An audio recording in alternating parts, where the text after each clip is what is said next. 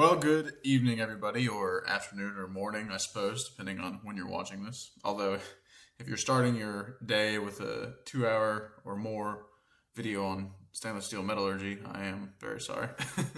um, but this is a presentation on the welding metallurgy of stainless steel, so let's just hop right into it.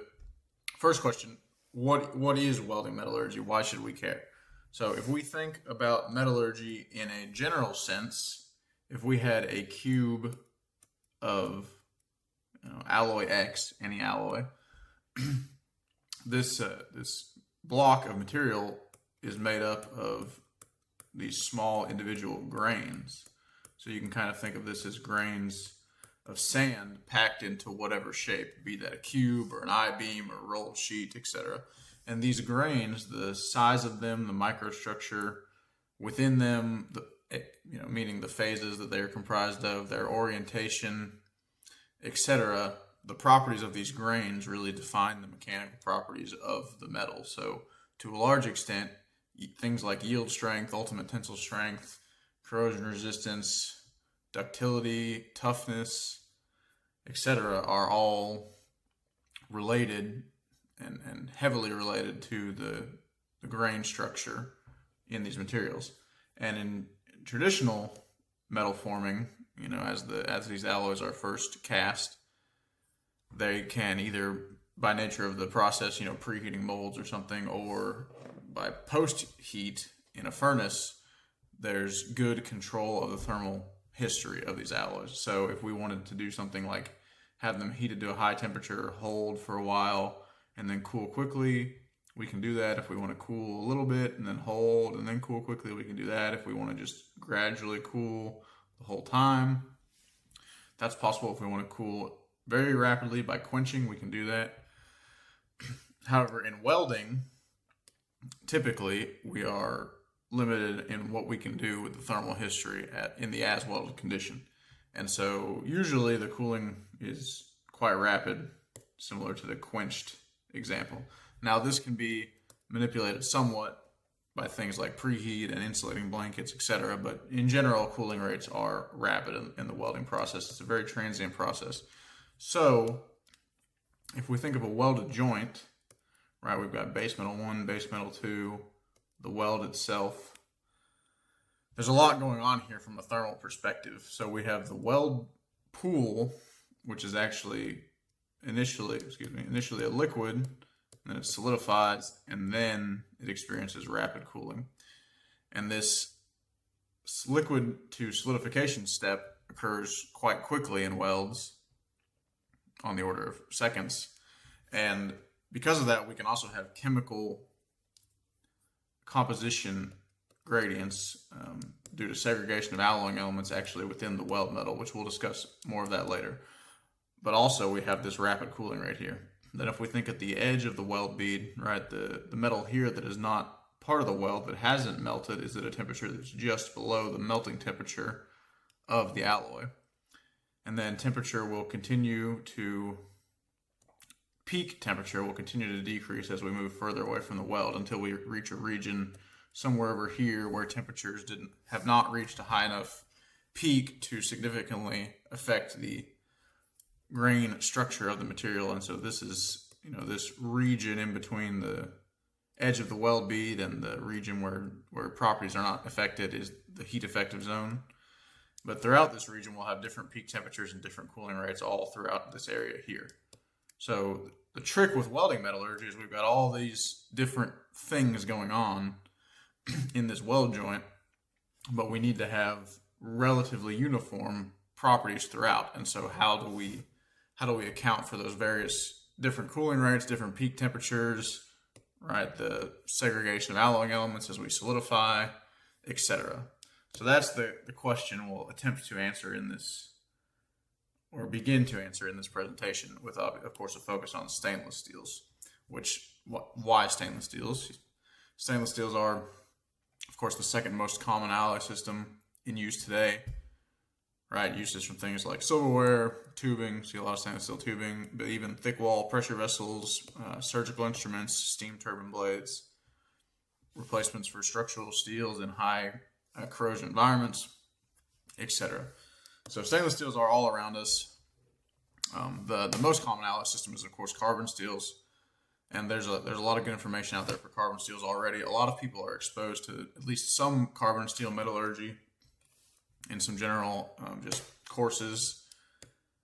That's obviously being the most common alloying system. There's more information out there, but a lot of people aren't as familiar with the stainless steels, and so we're going to try to get a little bit more familiar with them throughout this presentation. Another note I just want to say before we get too far into this is intended to be an introduction. So if you are an expert, somebody that works with these day in and day out, hopefully you can get something from this presentation, but just a warning to you that you're not necessarily the target audience. So in this presentation, I'm going to endeavor to cover the basic principles in a general sense and then apply them specifically to these alloy systems and some of the more niche phenomena associated with these alloy systems and the welding of these alloy systems. I'm going to attempt to mention, but not necessarily cover in depth. We're going to focus most of our time and energy on the more common issues and the general principles. So, this is a classic tell them what you're going to tell them and then tell them slide. Before we get into that, I just want to say 2 resources that I think are invaluable when dealing with the welding of stainless steel. So this Welding, Metallurgy, and Weldability of Stainless Steel's book by John Lippold. This book has been a tremendous resource to me in preparing this presentation, and this presentation essentially follows this book. I would say it's used as the outline for this presentation, but it's much more than that. It's used as the outline and certainly the main source of this presentation. I've gone into more detail or offered a more thorough explanation in areas where I thought that would be useful, but generally this follows this book quite well. Another excellent resource, the Stainless Steel's Welding Guide by Lincoln Electric. This covers a lot of the aspects of how to physically make these welds. So things like filler metal selection, joint design, shielding gas, even alloy selection for different environments. The Lincoln Guide covers this quite extensively. This presentation is not geared so much towards the actual how do you make these welds as far as, what filler metal should I pick, shielding gas should I use, things of that nature. This is more of the, focusing on the metallurgical aspects and the principles behind some of these decisions on why do we do the things we do. And so if you are dealing with a more of a practical application where you need to just make a weld, then I would recommend this as a resource for you. Hopefully after viewing this presentation, a lot of the recommendations in this welding guide will make more sense to you and you'll understand some of the whys behind what is recommended here. So with that being said, let's talk about the overview. We're going to begin this discussion with a carbon steel metallurgy review as a sort of a primer on metallurgy, perhaps a slight review for some people, but we'll talk about different phases, get used to looking at a phase diagram, and then discuss some of the differences between carbon steel and stainless steels. Then we'll overview all of the stainless alloy systems in a general sense, just high level, so we're all familiar with the different kinds of alloy systems out there, some of the terms that are used to describe these alloy systems, and some of the pros and cons of each system. We'll discuss the phase diagrams that govern these alloy systems. There's 3 in particular that tell us a lot about what we can expect when welding these and heat treating and the different phases and possibilities that can form in these alloy systems.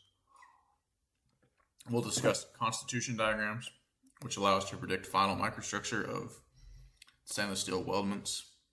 And we'll discuss some of the limitations of those and how they're applied, how to use them.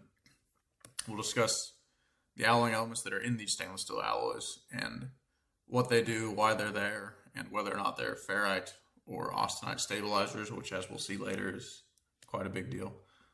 We'll discuss a couple embrittlement phenomena that are common to these stainless steel alloy systems. These are alpha prime and sigma phase. By the end of this presentation, hopefully you'll be quite familiar with both of these. We'll discuss weldability from a general standpoint. So this is things like liquation cracking, solidification cracking, hydrogen-induced cracking, reheat cracking, etc. We're just going to talk about what those are, what mechanisms cause them, how do we avoid them, and that's all going to be in a general sense, not necessarily applied to a stainless steel, just what are these? Why do they occur? Then we will discuss the alloy systems in depth, where we'll endeavor to take all of these topics and, well, not necessarily that one, all of these topics and apply them to each alloy system and walk through all the alloy systems in that manner after we've established all the basics. Then we will discuss at the end dissimilar welds of carbon steel to stainless steel. Stainless steel can be joined to various alloy systems, nickel-based alloys, copper-based, etc. But the most common by far dissimilar weld is the carbon steel to stainless steel. So we will focus on that in this presentation. So what is a stainless steel? What do we mean by that? Well, they're colloquially defined as high alloy steels based on the chromium iron, iron chromium carbon, and iron chromium nickel alloy systems. High alloy steel is just a steel with more than 5% alloying elements. Over 10.5% chromium content is what is required to be stainless, and this is really a minimum. The reason stainless steels are stainless is because they form this chromium oxide when they are exposed to a corrosive environment. When they quote unquote rust, when they oxidize, instead of forming rust, which is an iron oxide, they form this chromium oxide. So if you think of a carbon steel rusting, so corrosion is a redox reaction, right? There's an oxidation reaction that occurs, which in carbon steels is iron goes to Fe2 plus 2E minus, and this is aqueous solid. So iron is losing 2 electrons, which the loss of electrons is oxidation. And then elsewhere, there's a reduction occurring, which is almost paradoxically the gaining of electrons, electrons being negatively charged, it's a reduction of charge. So elsewhere on the alloys, there's a reduction reaction occurring every time there's an oxidation reaction. So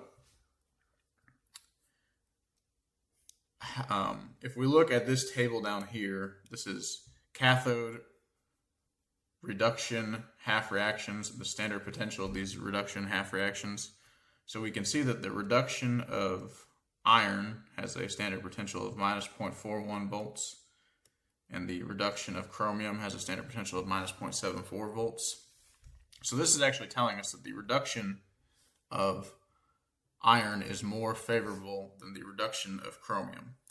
Now, reduction is the opposite of oxidation. So if we look at our oxidation reaction here for the iron, we can see that it is just the reverse of this reduction reaction, right? We have, in this instance, our products are this Fe2 plus and 2 free electrons.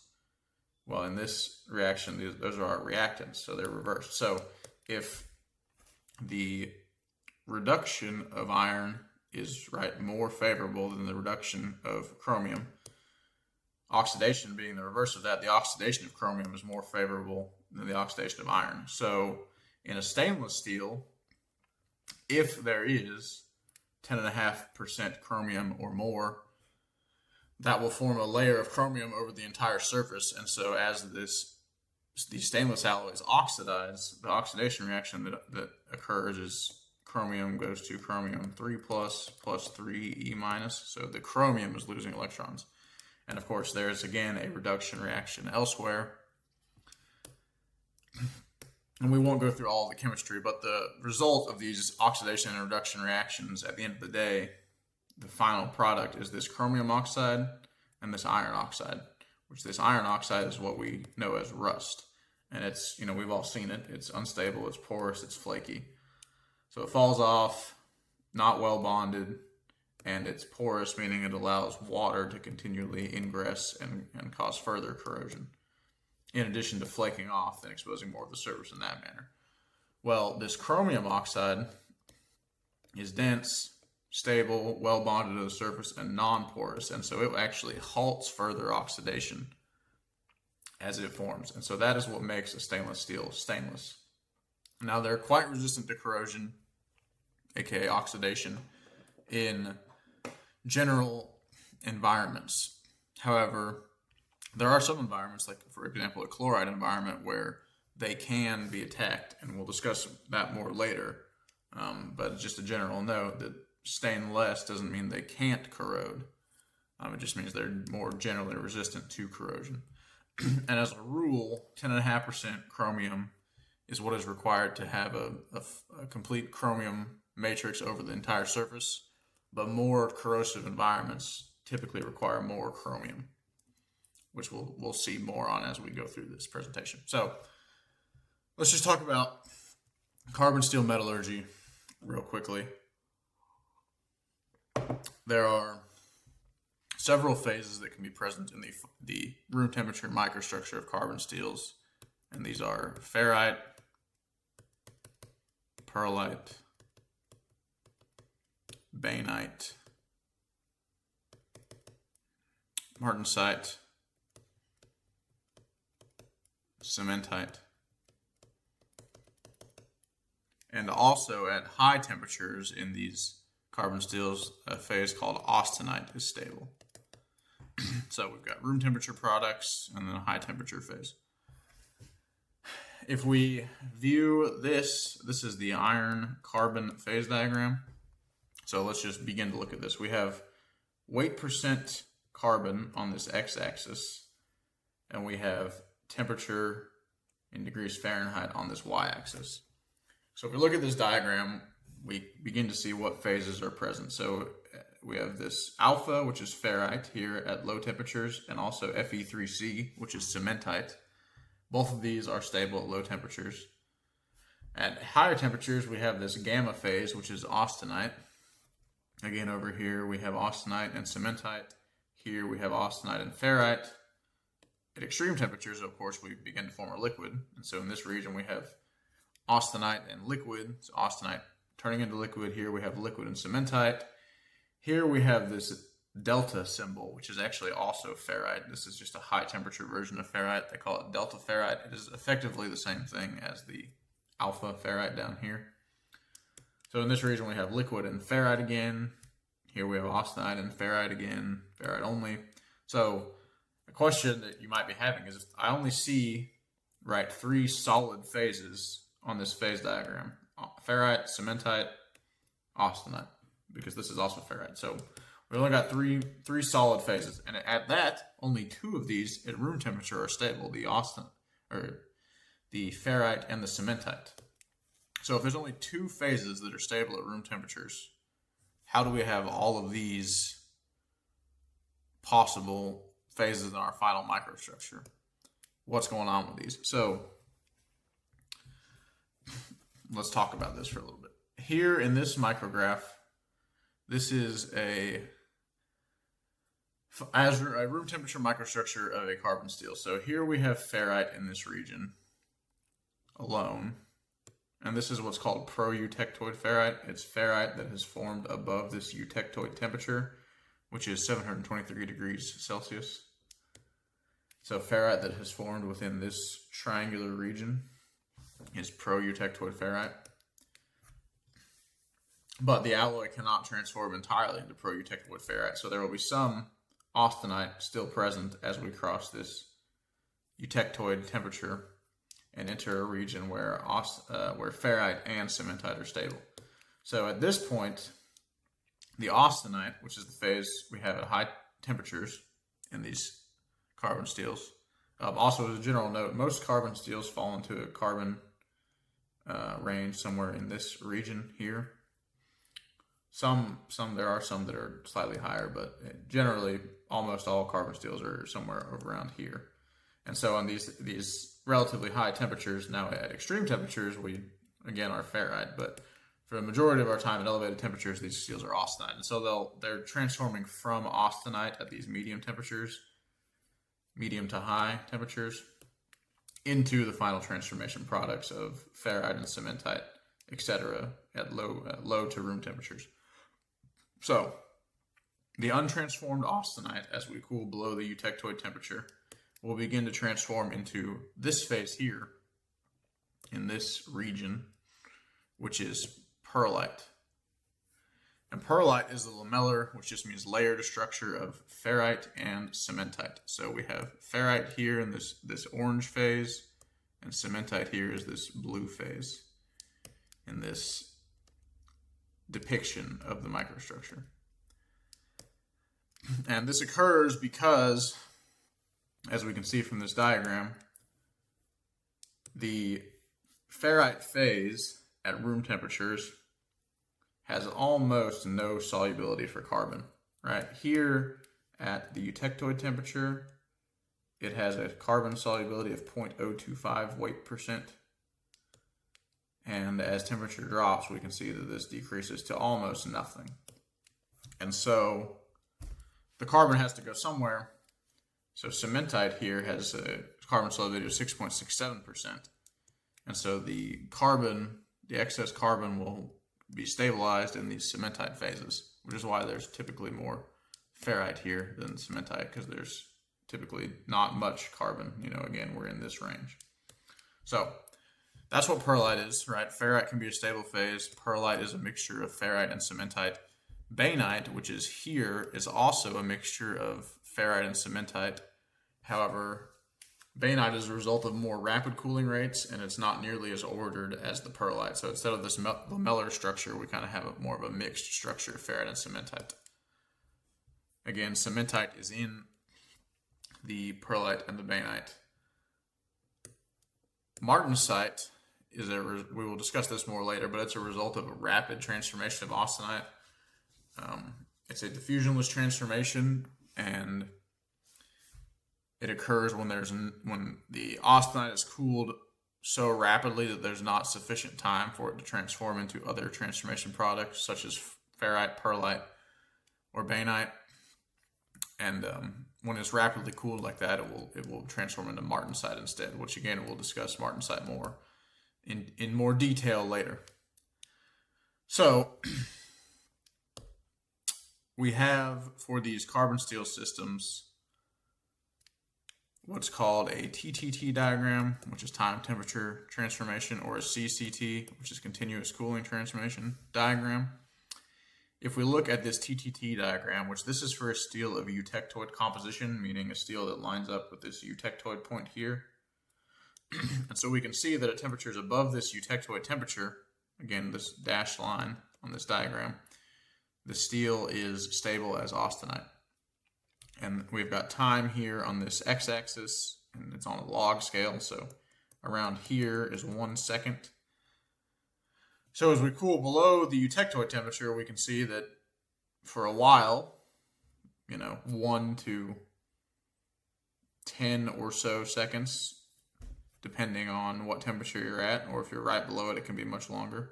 But for some period of time, depending on what temperature you cool to, we remain as austenite.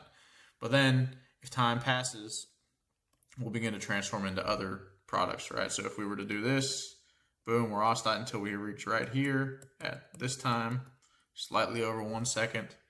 Then we begin to transform to perlite, and our transformation is complete here at around 10 seconds at 580 degrees Celsius or so. So we can achieve different final microstructures based on our cooling history here. So if we were to cool rapidly and miss the nose of this curve, we'll come down here and we'll form martensite. All right, so this is when martensite begins to form. These temperatures, this 90% martensite, and so martensite will be done forming somewhere around here. We can come down a little bit, hold for a while, and come over here, and now we've formed perlite. And so now when we cool, we'll have perlite in the final microstructure. We can do the same here, form bainite. When we cool, we'll form bainite in the final, or we'll have full bainite in the final microstructure. And similar thing for these CCT curves. These curves show just what will occur at various cooling rates. So here we have 1,000 degrees Fahrenheit per second. If we follow this curve, we are martensite. We formed full martensite. This curve, 250 degrees Fahrenheit per second. We follow this curve, again, we're right here, and we are fully martensitic. Now, on the CCT diagram, because cooling is generally more rapid, the here we have this red line, the continuous transformation diagram. These curves, those transformation curves are shifted slightly, right? These lines are for the TTT diagram that are shown on here. And they've just been shifted a little bit for the CCT. So we can see this 250 degree Fahrenheit per second cooling rate. Just barely, right? It's just at the tip of this nose. So this is what's known as the critical cooling rate, where cooling rates that are faster than this will form fully martensite, fully martensitic structure, and cooling rates that are slower than this will form some other transformation products. They can either be some martensite and something else, or they can be, you know, if we do over here at 10 Fahrenheit per second, quite slow cooling, it'll be pearlitic, 100% pearlite. Again, depending on your composition. This is for a eutectoid steel as well. And so if we were a steel that had a composition somewhere in here, we would form some of this pro-eutectoid ferrite because we'll be passing through this region of elevated temperature ferrite stability before reaching the region where ferrite and cementite are both stable. So the main takeaway from this is that in carbon steels, final microstructure is to a large extent dependent on cooling rate. Now, in stainless steels, this is not necessarily the case. In fact, it's often not the case. Final microstructure in stainless steels is mostly a function of chemical composition because they are highly alloyed systems, right? As we discussed, high alloy being 5% or more alloying elements, but stainless steels can have, 20% or more alloying elements. And so their behavior shifts quite a bit from this iron carbon phase diagram, whereas the carbon steels that are more low alloyed behave closer to this. So in stainless steels, we stabilize these various phases. So we can have austenite that's actually stable at room temperatures or below, or we can strongly stabilize ferrite so that we can have only ferrite present in our final microstructure, etc. So carbon steels, cooling rate dependent. For final microstructure, stainless steels essentially not, is the main takeaway from this slide. And that's kind of where we need to shift our thinking when thinking about these alloys if we are used to working with carbon steels. So stainless steel alloy systems, here they are. They're typically named based on what the final microstructure will be. So austenitics will have austenite in the final microstructure. Ferritics will have ferrite. Martensitics, martensite. Duplex, these are actually a mixture of ferrite and austenite. About 50-50 mixture is what you want of ferrite, which again is also this delta ferrite or gamma austenite. And then precipitation hardened stainless steels, which are hardened, as you might imagine, by precipitation. And we'll discuss that more later. But these defy the naming convention, except for the fact that they do have subcategories which follow the naming convention. So we'll discuss these in more detail later. But you'll have martensitics in the subcategories. Martensitic, a semi-austenitic, and an austenitic as a subcategory of these alloys, which we'll discuss all that more later. So, austenitic stainless steels. These are the most common stainless steels by far, 304 and 316. We've probably all heard 304, certainly the most commonly used stainless steel. These have what is called a face-centered cubic lattice structure, as opposed to a body-centered cubic lattice structure, which this is what you'll see in ferrite. So what is a lattice structure? If we think back to our cube of alloy X from the first slide, and it was made up of these grains, if we were to zoom in on these grains, and grains are not actually, round spheres like this, they're more like here's a grain, here's a grain, here's a grain. So within these grains, right, if we zoomed in a ton on these grains, then we could see the individual atoms. They're arranged like this, and they're tied together in their lattice.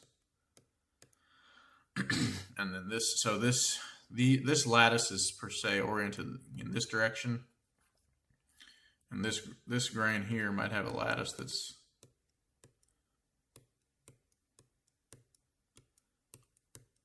oriented in this direction. So tough to draw, but here's our lattice here.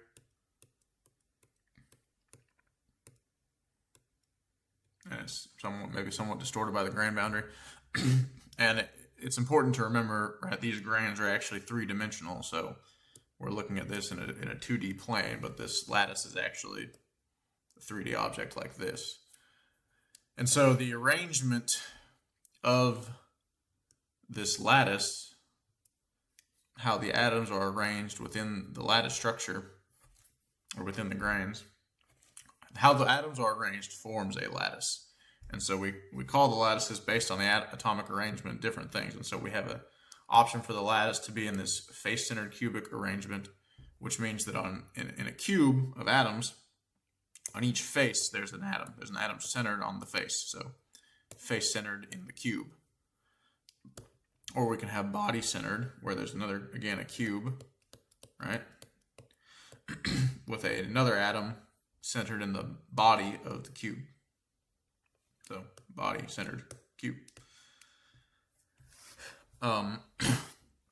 The face-centered cubic lattice structures, elements that exhibit this, are typically quite ductile. And so if we think of this is a curve with Sharpie results, CVN, Sharpie V-notch impact test results on this y-axis, and temperature, in degrees Fahrenheit on this x-axis.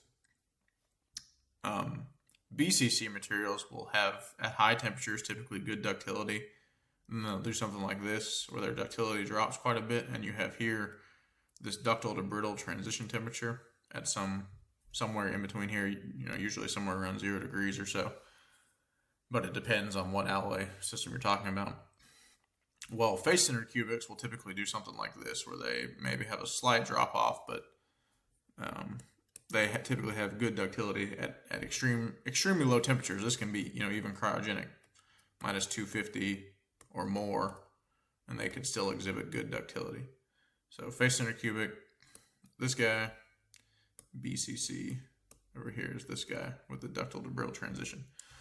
So this occurs because if we look at these, well, it can be difficult to tell from just looking at them, but you can maybe notice that this is slightly more densely packed than this.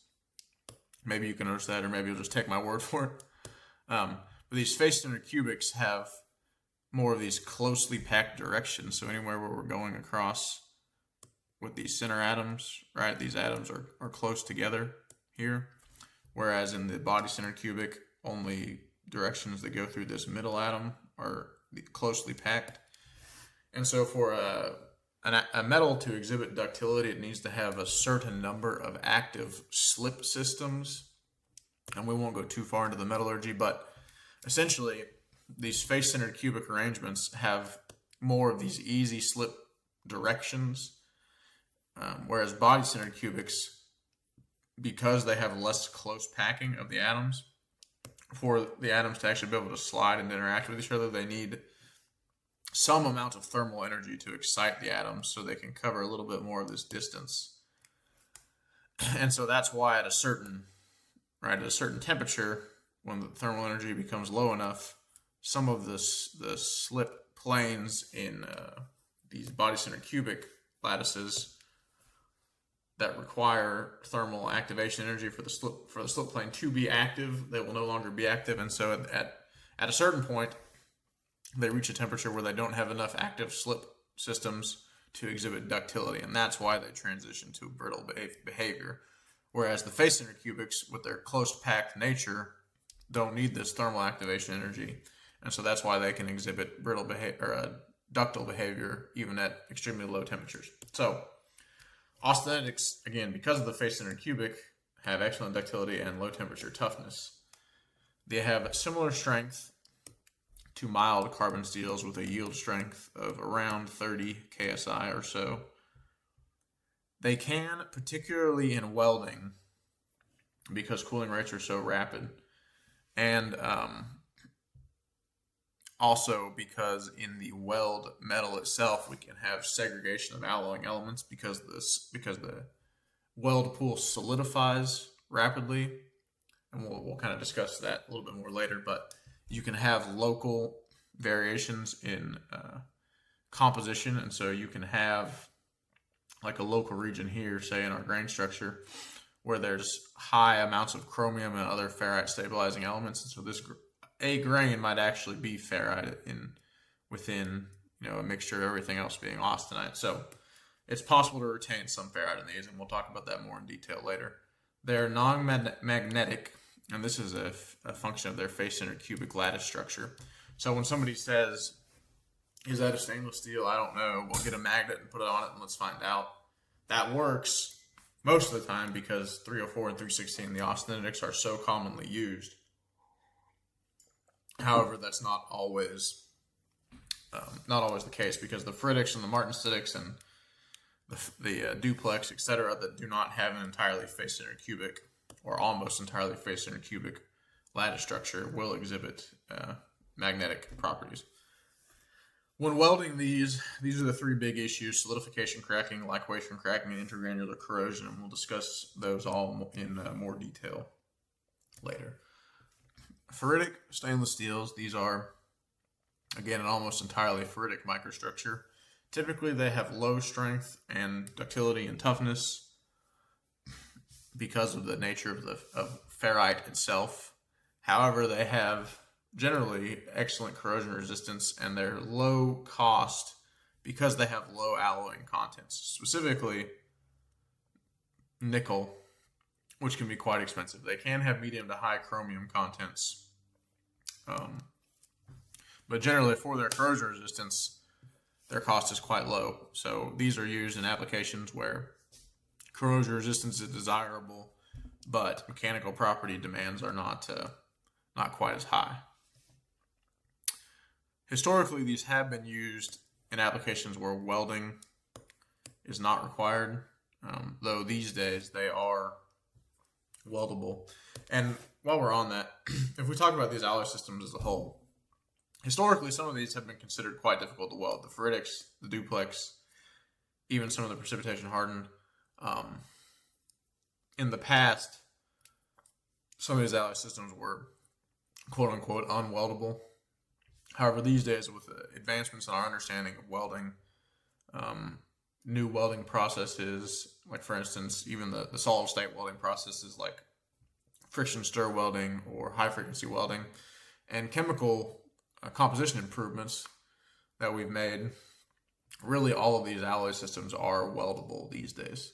There are some grades, like free machining grades, where impurity elements are intentionally added because it helps in the machining operation, it helps the chips break off and be removed much, much easier. But those same impurities that help with chip removal make welding essentially impossible to do without cracking. So there are some scenarios where the alloy is not weldable, and there are some of these alloy systems that can be quite difficult to weld. But as a rule, these days, all of the stainless steel alloys are considered weldable.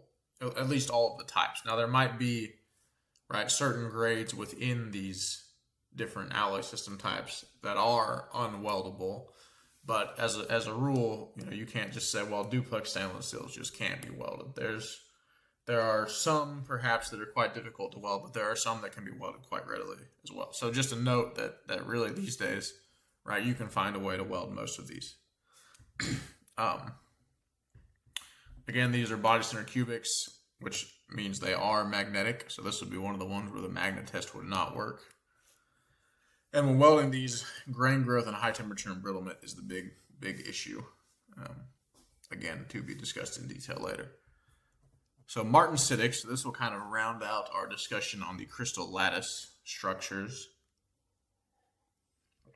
This is a result of austenite that transformed too rapidly to form other transformation products.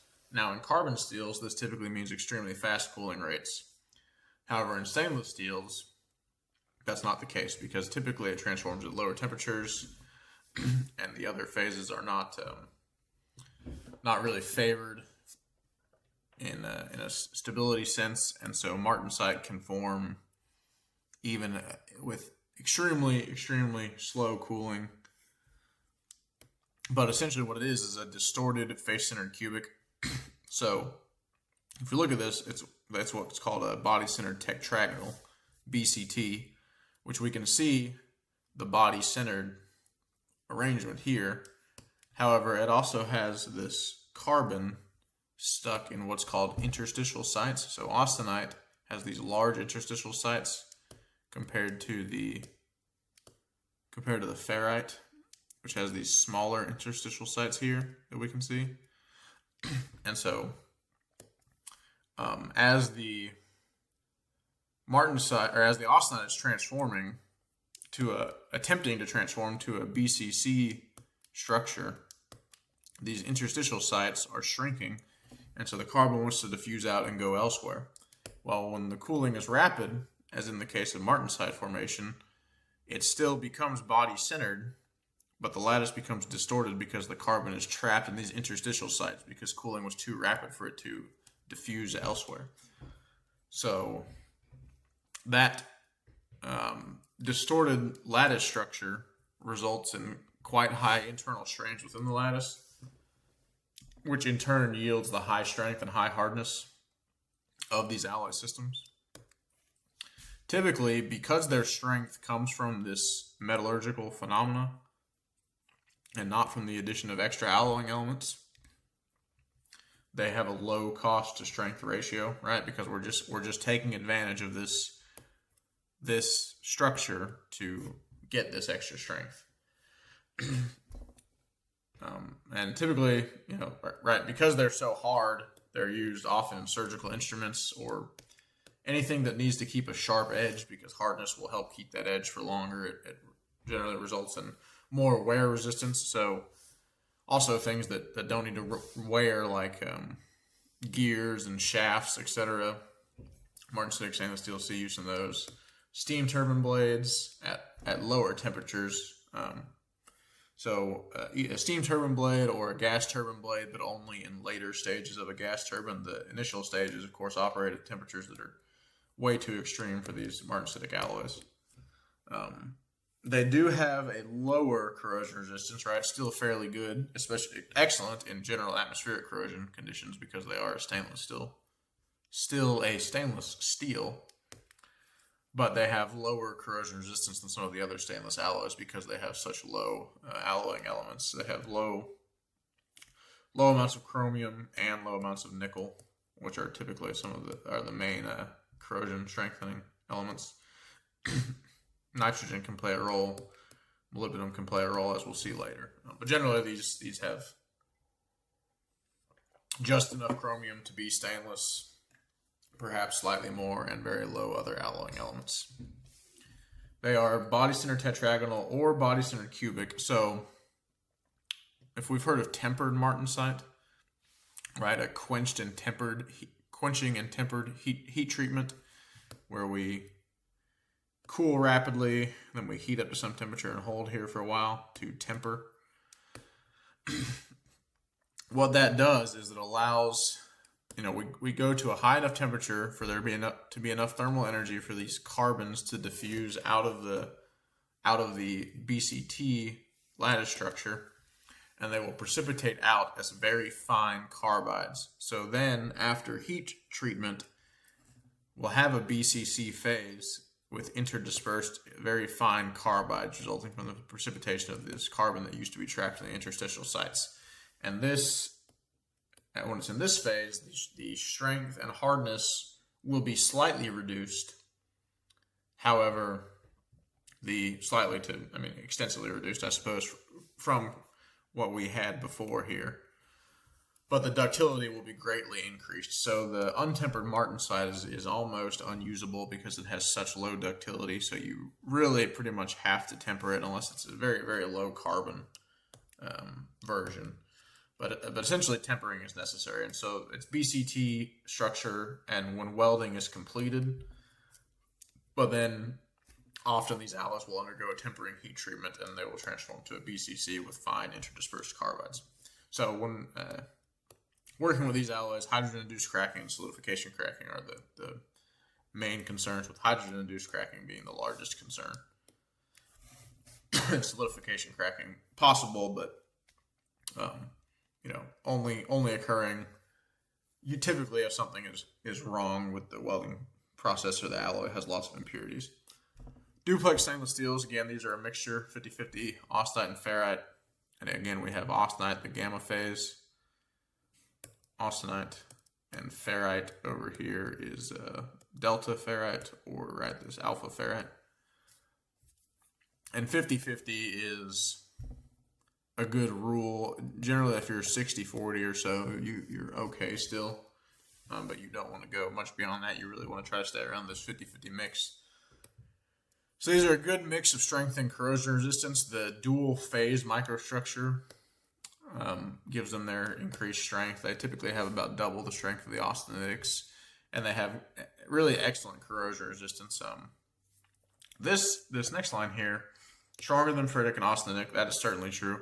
Better corrosion resistance than martensitic almost implies that they have worse corrosion resistance than the ferritics and the austenitics. Really, they have better corrosion resistance also than the austenitics, and the ferritics potentially better corrosion resistance than the ferritics as well, though some of the super ferritics have quite good corrosion resistance also. And so I would say they have probably, as a rule, comparable corrosion resistance to the ferritics. However, they have much better mechanical properties, right? They have much higher strength and toughness than ferritics. So if we think about the systems, we've got martensitics, high strength, lower corrosion resistance; ferritics, high corrosion resistance, low strength and ductility, generally poor mechanical properties; austenitics, pretty good corrosion resistance, better strength than ferritics, though not great, but excellent ductility. And we've got duplex, which has excellent corrosion resistance, pretty good strength, and also pretty good ductility. So they can be used to low temperatures, but not cryogenic. Typically, somewhere around -40 is where they're limited to. And again, this is because they have ferrite in their microstructure, which is a BCC phase, which undergoes this ductile to brittle transition. And so at a certain point, the ferrite phase in here will become too brittle, even though it has quite a bit of the FCC austenite. The brittleness of the ferrite will eventually make your toughness quite low at these low temperatures. So they're seeing some use in oil and gas pipelines. As you can imagine, building a pipeline out of stainless steel can be quite expensive, so this has to be the right application. But they generally have excellent stress corrosion and cracking resistance, and so environments where their resistance to that can be beneficial, they can prove to be a good option. They are relatively expensive even amongst stainless steels due to their fabrication requirements. They have a more stringent thermal history requirements because you need to maintain this balance of 50% austenite and ferrite. Again, they have excellent stress corrosion cracking resistance, particularly in chloride environments, and this is a large weakness of the austenitics, and so duplexes are often chosen over austenitics in these type of environments. When welding these, big challenges as welded composition control, and they have a small hydrogen cracking susceptibility, not extreme, but due to the ferrite phase that is present, it is a brittle phase and can be susceptible to this if you have poor welding practices. You can have a chance of that. But this composition control is the big issue here. So precipitation hardened.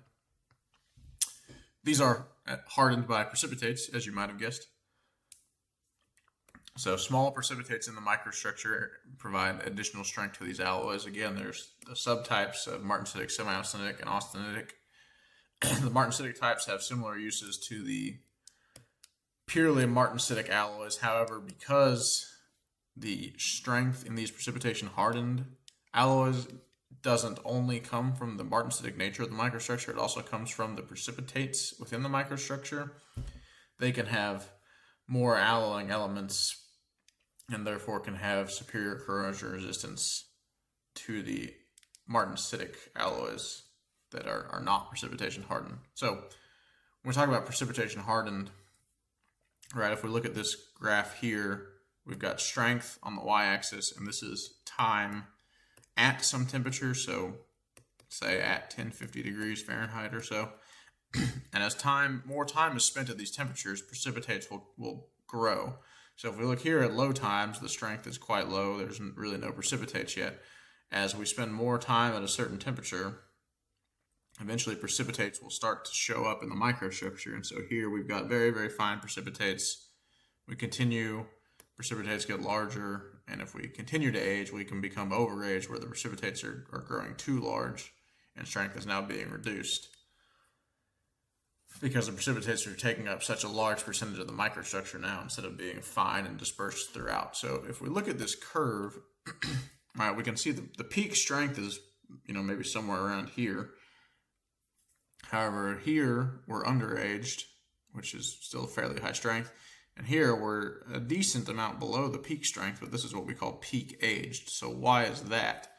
And the reason for that is that though this is the highest strength point, this has quite low ductility. And so if we actually age the precipitates for a bit longer, we do lose some overall strength, right? We've lost the difference between these 2 points, but we've gained ductility. And in design, right, having decent ductility covers a multitude of sins. And so it's important in designing these alloys to have good ductility. And so that's why this point here with slightly lower strength, but much better ductility is peak aged. These are quite expensive due to a couple of factors. They see low use, so they're not produced as often, which can lend to their increased cost. They also have fairly complex heat treats that go into them as a processing requirement to get these precipitates to be aged to an appropriate condition, which appropriate condition can vary depending on what you intend to do with the alloys. But in general, they're more complex to manufacture, and so their costs can be much higher than the other alloy systems. The biggest challenge with these guys is maintaining the mechanical properties after welding.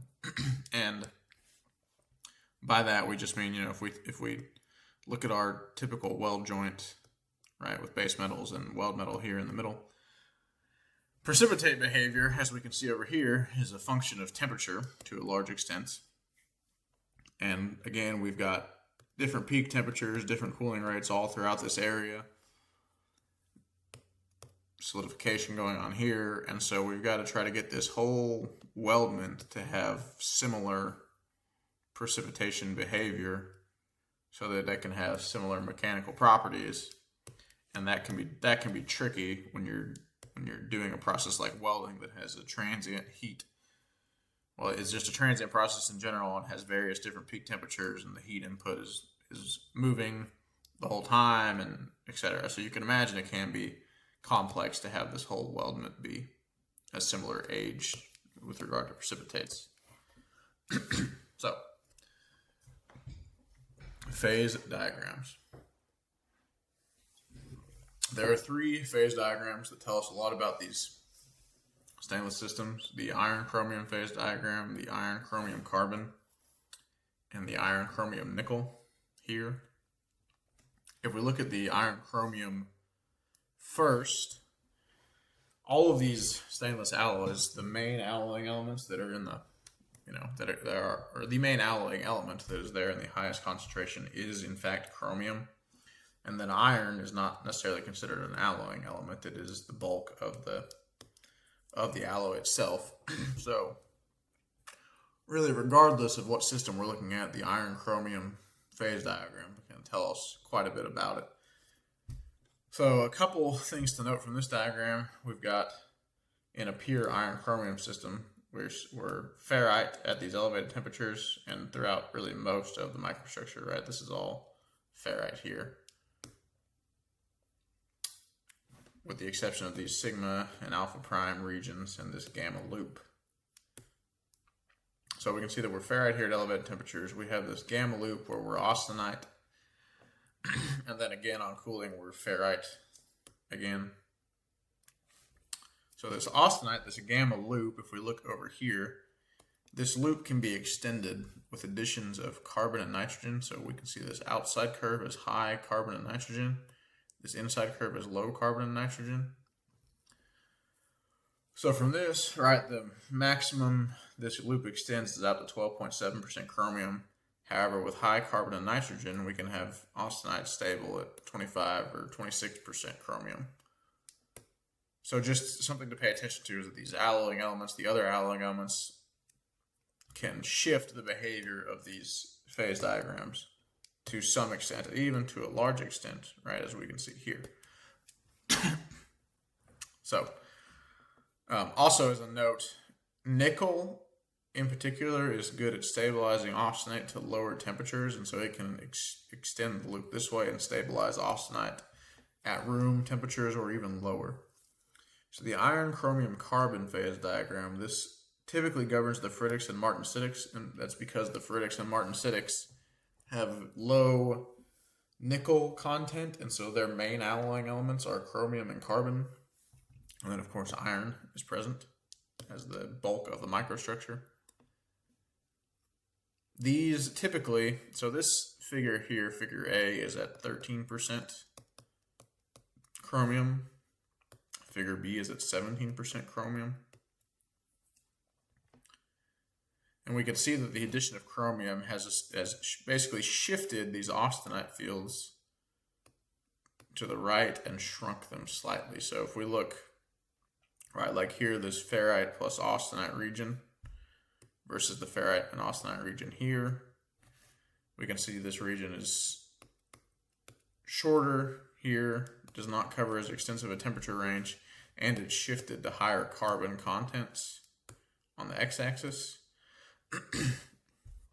So, to note on these alloys, typically they solidify as ferrite, and they will usually go through, right, solidify as ferrite, they'll go through some region of austenite stability as they cool, though if they're particularly high chromium, right, we can see that this addition of 4% more chromium has pushed this ferrite phase field to here, and if we added more, perhaps we'd push it out to here. And so it's possible if they're particularly high chromium or other ferrite stabilizing elements that they can be ferrite all the way down as they solidify, but typically they'll go through at least some region of austenite stability, and then be again ferrites at low temperatures. So we look at the iron, chromium, nickel phase diagram. And this governs the austenitics and the duplex, again, because these two typically have higher nickel content, and so now the primary alloying elements are iron, chromium, and nickel. And again, these phase diagrams, right, they give us a general sense of what's going on here, but because these different alloying systems can have 8 to 12 or so alloying elements, some of the fields can be shifted slightly depending on what all is there. So the difference between these, A here is 70% iron, and B over here is 60% iron. And this allows more chromium here. So if we look at these alloy systems, the thing to note on these guys is that they, depending on nickel versus chromium contents, they can solidify either as austenite on this side, or at low nickels and high chromiums, they can solidify as ferrite, or at medium nickels and chromiums, they can solidify as austenite and ferrite within this triangle where both phases are stable. Then they have this region here in between where both austenite and ferrite are stable as the alloy cools. And we've got over here, we've got sigma phase has a region of stability at relatively high chromium contents. And again, if we go back to this diagram, sigma phase, high chromium in the iron chromium system. So that's about what we would expect. Now, obviously, its stability is being impacted somewhat by these other alloying elements because it is, again, now forming at lower chromium contents than we would expect. But it is generally a higher chromium phase, which is what this iron chromium system would tell us. So that's essentially it for this phase diagram. Again, it can solidify as austenite or solidifies ferrite or solidifies a mixture, and that's dependent on nickel and chromium concentrations in these systems. So constitution diagrams, what are these? They're diagrams that allow us to predict the final microstructure in stainless steels. Again, these are dependent on alloy composition for the most part instead of cooling rate, as we saw in the carbon steels. Somewhat duplex and precipitation hardened are an exception, and in some instances they're not an exception. We'll talk about that more later. But these cooling rate can play a role in these alloys to some extent, though still it's also a composition dependent as well. And what we mean by that, kind of, if we look at this iron, chromium, nickel that governs the duplexes, right? If we're going for a 50-50 balance of ferrite and austenite in our alloy, and say we were at an alloy that had a composition somewhere over here, right? So we're going to solidify as 100% ferrite, so we're going to be fully ferritic here. And if our composition lies over here and we continue to go all the way down here, well, we're never going to enter this region of some austenite stability, and so we're going to be ferrite forever down here. Whereas if we're over here, more so in our composition, yes, we will solidify as ferrite, we'll be fully ferritic here, but we'll eventually enter this region, right? And so the more time we spend in this region, the more austenite will grow. And so that can affect our austenite-ferrite balance. And so they are, to some extent, right, they're composition dependent, because if you're over here, it doesn't matter how fast you cool, you're never going to get austenite. But if you're over here at an acceptable composition, then cooling rate through this region does matter, because you need to have time for ferrite to transform to austenite. So if you just cooled extremely rapidly, you would not form much austenite. If you spend more time in this region, you'll form more austenite. So that's what we mean when we say they're somewhat of an exception, but not entirely. The Schaeffler diagram of 1949 was the first, really widely used and widely applicable of these constitution diagrams. So let's just take a look at it real quick. This is it. The way these work is you have a chromium equivalent here on this axis and a nickel equivalent on this y-axis. These equivalents are just alloying elements plus a certain coefficient, right? So if I was going to use this diagram to make a weld of 304L base metal and 309L weld metal, you go through, you find the composition of your element or your alloy, and then you come here and you take the different elements. So it's 18 to 20% chromium, so we just called it 19 here. Molybdenum, which we have none in here, so we got 0. 1.5 times the silicone, which is a 1, so we got 1.5 times 1. And then this is columbium, which is actually niobium. These days it was called columbium back in 1949. And so again, we have no niobium, so we got another 0. So we add all those up, we get 20.5 as the chromium equivalent. So you do the same thing for the nickel equivalent, and then you've got a point you can plot. So right here, 20.5 chromium equivalent, 11.9 nickel equivalent. And if we were to make an autogenous weld, so a weld with no filler metal that's only 304L welded to 304L, say they're very, very thin sheets or something that we just butt up next to each other and just make a weld right here with with TIG, GTAW or something. That weld would be in the austenite plus ferrite region with about 7 to 8% ferrite in the final microstructure. Okay, well, if we're going to make a weld with filler metal, we got our 309L filler. Here's the composition. We do the same thing. Chromium equivalent, nickel equivalent. We plot it, and it's right here. It's this guy. So if we're making a weld between these two, we can draw a line. And depending on dilution, if we think it's going to be 50% dilution, an even amount of base metal and filler metal, we're right here. And so we'd be right in the middle of that line at this point here, which would be around 12% or so ferrite in the final microstructure, and austenite plus ferrite solidification region, etc. So that's how these diagrams work. You've got a chromium equivalent and a nickel equivalent, and you plot them with your alloy composition, and then that tells you what your solidification mode is going to be and what your microstructure is going to be like. So we can see we've got austenite here, austenite plus ferrite here, ferrite, martensite and austenite, martensite, austenite, martensite, and ferrite, martensite, ferrite. So all the diagrams work essentially the same way. The WRC diagram of 1992, this was the next big diagram after the Schaeffler one. I mean, there were various diagrams that were made in between these two diagrams, but the next widely used one is the 92. And the 92 is still used in a lot of codes today. Initially, it was focused on the 300 series only, and then there's an extended version of it out there that is more similar to the Schaeffler diagram with extended axes.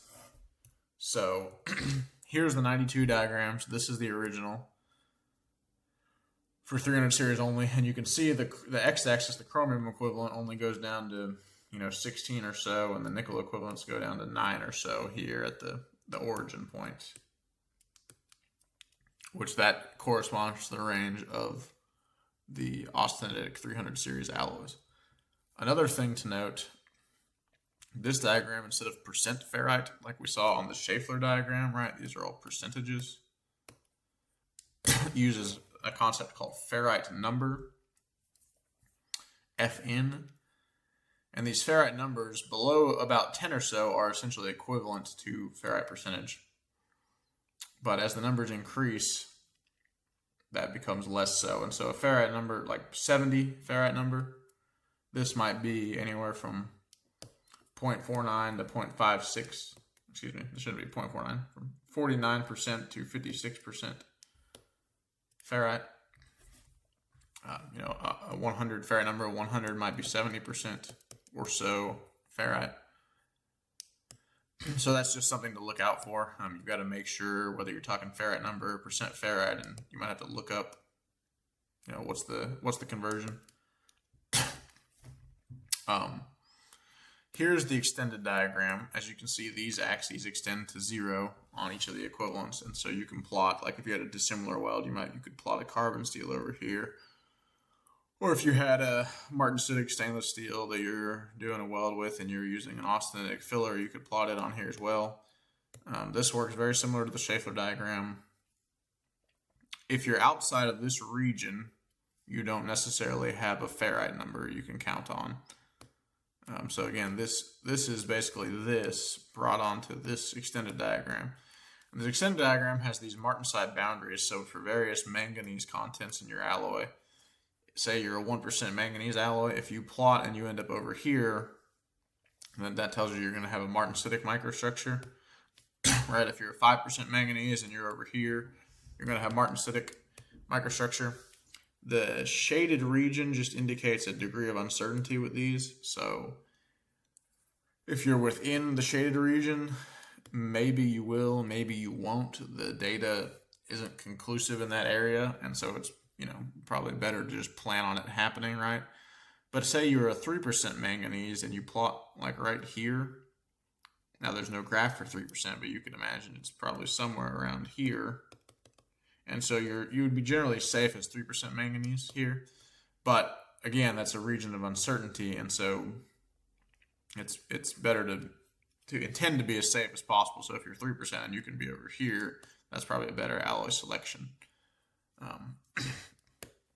Anyway, so this 92 diagram sees quite extensive use today. It's referenced in numerous codes, and it can handle multiple alloy systems, austenitic or martensitic. Well, not so much martensitic, I suppose, but you can plot them on here. So it can be used for dissimilar welds, is I suppose the main point about the extended diagram. If you've got an austenitic and you're going to weld it to something else, you can plot it on the WC diagram.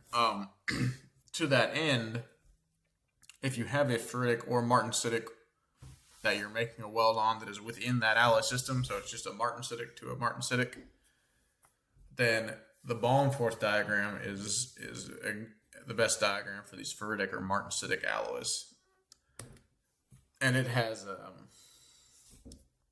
as you can see here, a defined composition range, which all of these constitution diagrams have a certain composition range they were developed for.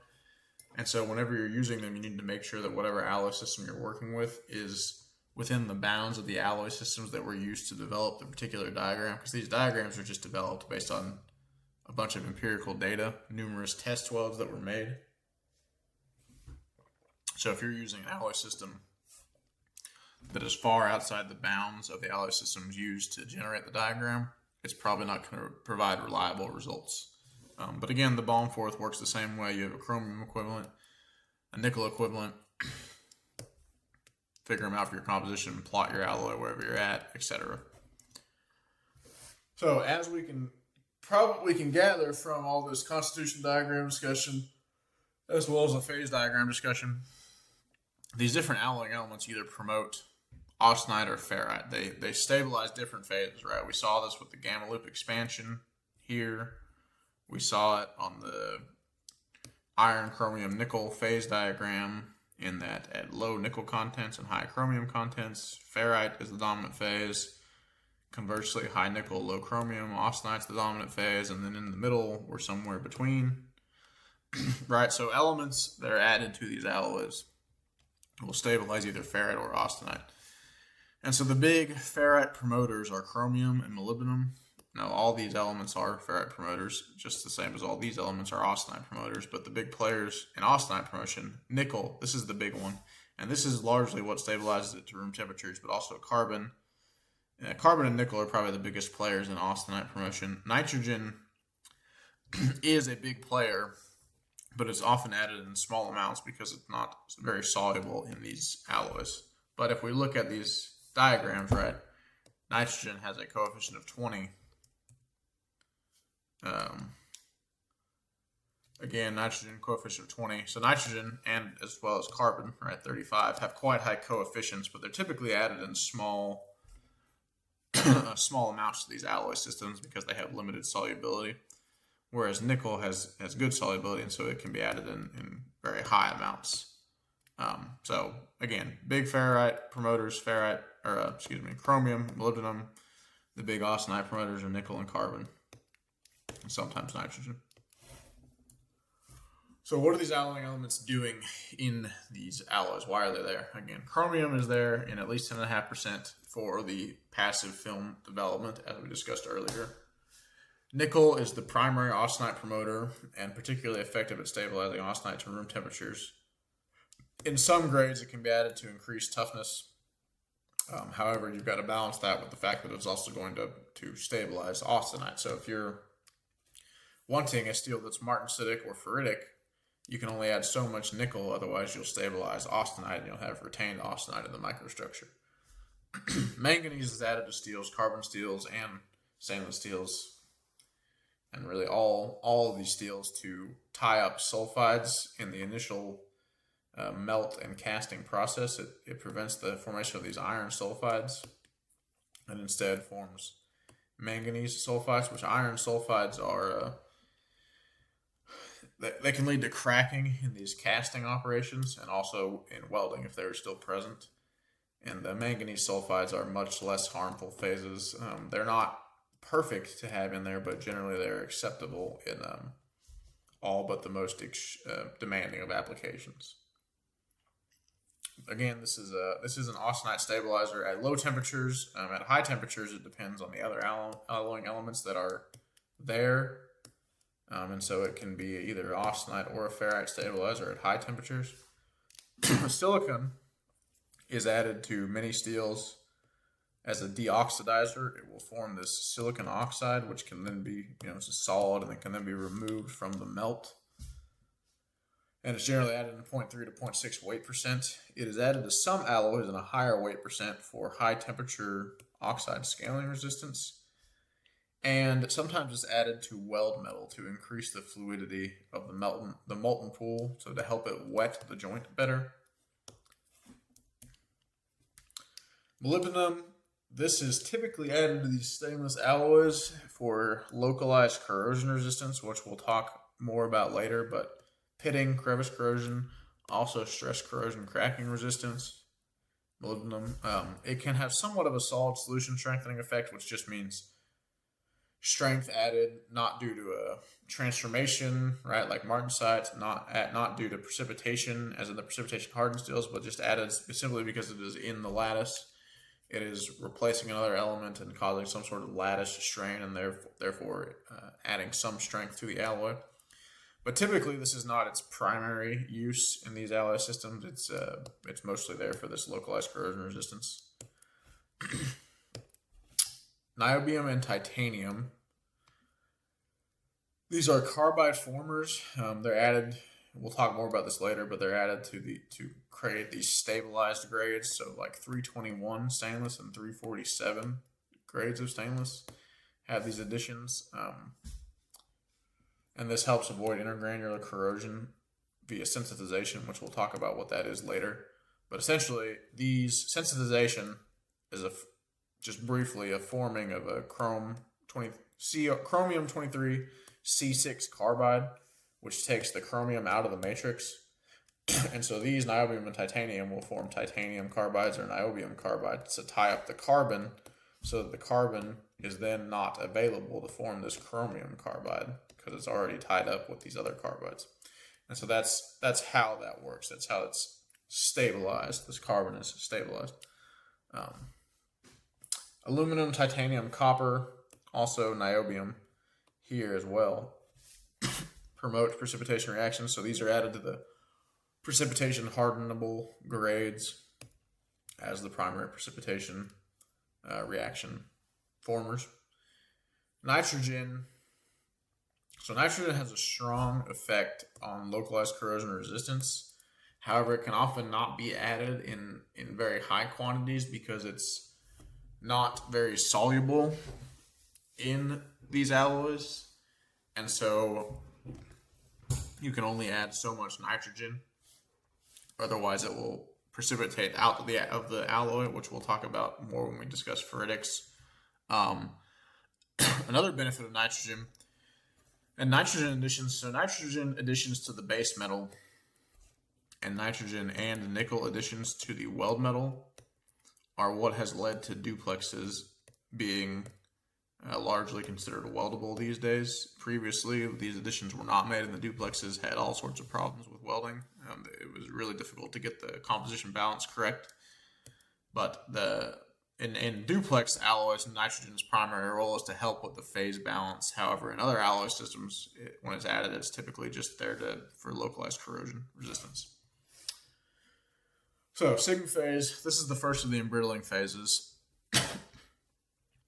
And it's a high chromium and iron phase. So if we go back to our phase diagrams, right, sigma here, middle of the screen, high chromium, high iron. It forms, so it is a brittle phase, and if it forms a continuous network, that is when the weldment or alloy can be embrittled. So sigma phase, right, we've seen that certain elements are ferrite promoting, and one of those elements is chromium. So if you have two grains, right, if here's your grain boundary, and this grain over here on this side is ferrite, and this grain is austenite, the ferrite grain is going to have more chromium in it. And and particularly if this is from solidification weld metal, as this austenite grain solidifies, it's going to reject chromium to the grain boundaries. So you even here at this grain boundary, you'll have a higher localized concentration of chromium. And the sigma phase typically precipitates initially at these ferrite austenite grain boundaries. Again, because of the locally high chromium content, but also because grain boundaries are high energy sites in the lattice, and so there's more energy present there, and so there's energy available for these precipitation reactions to occur. Essentially, any state in nature that's a high energy, right? It wants something else to occur there, and so that's another reason why these grain boundaries are precipitation sites for sigma phase. And so as sigma begins to grow at the grain boundary, it will grow this way and consume the higher chromium content ferrite grain. And so if you have a ferrite number of 3 to 8, which is again 3 to 8% ferrite, that's a relatively low amount of ferrite. And so that can avoid forming this continuous network because there's not many ferrite grains to be consumed by the sigma phase. And so if your microstructure, this is just your bulk alloy, and you've got a grain, and a grain, and a grain, and a grain, and a grain. You got grains all over the place. And if this is a ferrite grain, but it's surrounded by austenite grains, and there's another ferrite grain over here, but it's also surrounded by austenite grains, right? If both of these become sigma, they're not connected, and so strain can, instead of there being a bridge between these, which could form an entirely localized brittle region, strain that is applied can just travel through these austenite grains if it needs to and avoid the sigma. So that's why a continuous network is needed for it to fully embrittle. However, even if a continuous network is not formed, it can reduce corrosion resistance, so it's never good to have sigma in these alloys. Again, increasing, so let's look over here first at these different charts, right? So these are different, what's called C curves, which is how precipitates behave. They generally show this C curve type behavior where there's a nose of the curve. So there's a worst case scenario temperature, right? We've got time on the x-axis and temperature here. So in this particular alloy right here, right, if you're at the bad temperature, like 850 degrees or so, you can begin to precipitate sigma in as little as 0.1 to 0.2 hours, so 6 to 12 minutes. And this is beginning, and this is end. And this alloy system here, at 850 degrees or so, which is again the worst case scenario, it takes 9 or so hours to begin precipitation of sigma. So why is that? If we look at these, this is 24 chromium, 13 nickel, 25 chromium, 22 nickel, so pretty close to the same chromium, much more nickel. There are relationships that describe how at risk, that quantify how at risk something is for sigma formation. So there's a ratio factor here, right, which is chromium minus this carbon over nickel. So nickel being in the denominator and chromium being in the numerator, we would expect, right, this 22 nickel alloy, that takes much longer to form sigma because it's got higher nickel. And this one, same chromium levels, but much lower nickel, and it forms sigma much quicker. So that kind of is in line with what this ratio factor is telling us. And also, we have, this is another indicator here, this chromium equivalent, and in this particular alloy system, chromium equivalents over 20 are at risk for sigma phase formation. So just a note about these empirical type methods. These are developed for certain alloy systems, so just make sure whatever alloy system you're using has a chemical composition that is similar to what these correlations were developed for. Otherwise, you might have bad data. You might have something that says, you're safe from sigma, but actually because your alloying system has other alloying elements that were not included in whatever system was used to develop this ratio, you are actually at risk when you thought you were safe. So to that point, higher chromium and molybdenum increases precipitation or reduces precipitation time. So we'll precipitate quicker, more rapidly. Which higher chromium, that probably makes intuitive sense because this is a high chromium phase, and so you'd think, yeah, high chromium phase, the more chromium I have, the more likely it's going to be to exist. But molybdenum, yeah, it's a ferrite stabilizer. It's in the chromium equivalent equation, but you might not necessarily think that that's going to help accelerate the formation of this phase that's chromium and iron. And again, that speaks to the point of the importance of making sure that whatever correlation you're using is appropriate for the alloy system you're using, because some of these alloying elements, right, these 8 to 12 alloy component systems can be quite complex in the interactions between the different elements, and so you need to have a good correlation, because you can have unexpected things like this molybdenum increasing or reducing the precipitation time of a phase that's mostly chromium. Another thing that can reduce the precipitation time is cold work, and this is because cold work introduces energy and strain into the lattice, so it's similar to a grain boundary. Being a high energy site, cold work just makes the whole lattice in general higher energy, which reduces precipitation times. If you form sigma, you can heat to above 1050 C or so. So if we go back to our phase diagram, we see in this system, which again, this is just a binary iron chromium, sigma is only stable up to 821 degrees Celsius. So if we heat above that, right, we should dissolve sigma. Now, different alloying elements can extend the stability of sigma and raise the temperature or so, but the takeaway is that you can heat up to some temperature that will be above where sigma is stable, and that can dissolve the sigma. Now, you might have to cool rapidly from this temperature.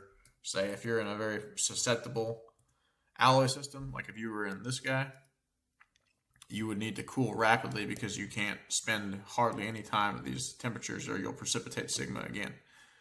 Now, if you're in this guy and you somehow manage to form sigma, which I don't know, I don't know how you would even accomplish that. I mean, if you form sigma here, then you have a service concern probably, because you're talking about 9 hours. So you're operating at an extreme temperature or something. But, right, hypothetically speaking, if you were in this system that takes a long time to form sigma, even if you did heat up high to dissolve it, you could cool pretty much however you want, and you won't form it again on cooling. Now, you might have other problems on cooling, but we'll discuss that more later. So, in general, takeaways from the sigma phase: it's embrittling. A continuous network is needed to embrittle, but even small amounts of sigma can reduce corrosion resistance.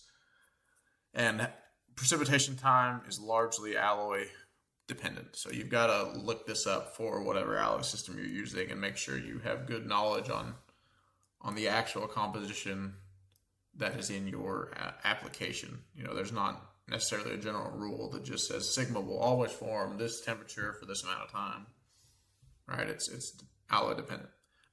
Alpha prime. So this is a chromium rich version of ferrite, and this results, it's called 885 degree embrittlement, which really it can occur temperatures from 600 to 1,000 degrees or so, somewhere around here, maybe even higher, maybe 1,100. So 885 is what it's called, but it's just like the sigma. It can form over a range, and that range can be extended by different alloying elements.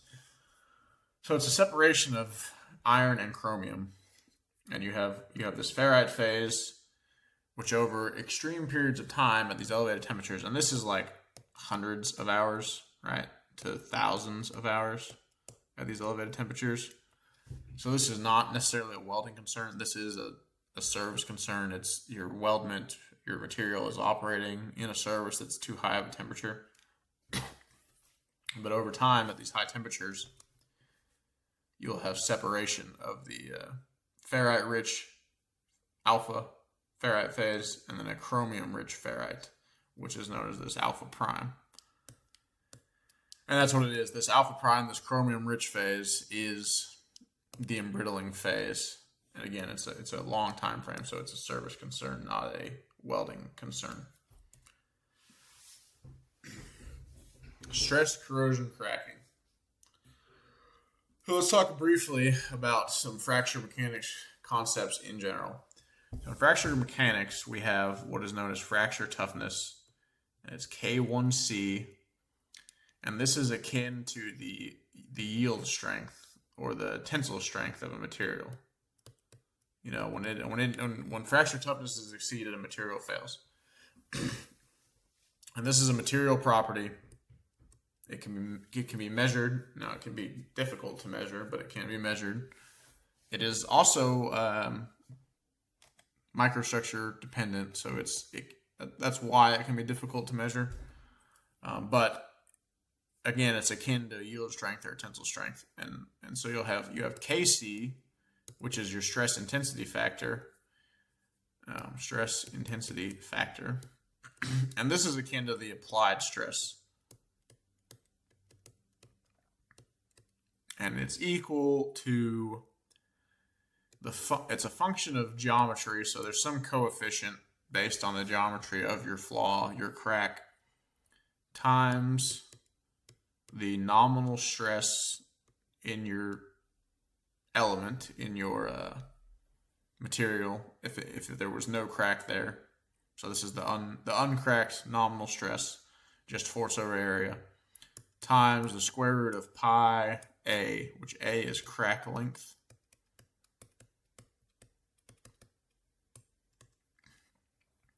And so just as if the stress applied is greater than the yield stress, right, some type of failure will occur.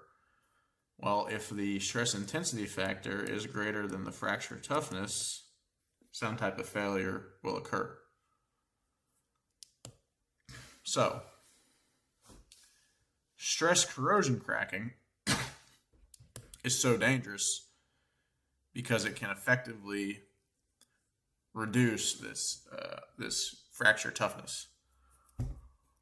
So if we look at this graph over here, this top dotted line is, I'm just going to rewrite this general stress intensity factor equation so we can keep it in our minds. Function of the geometry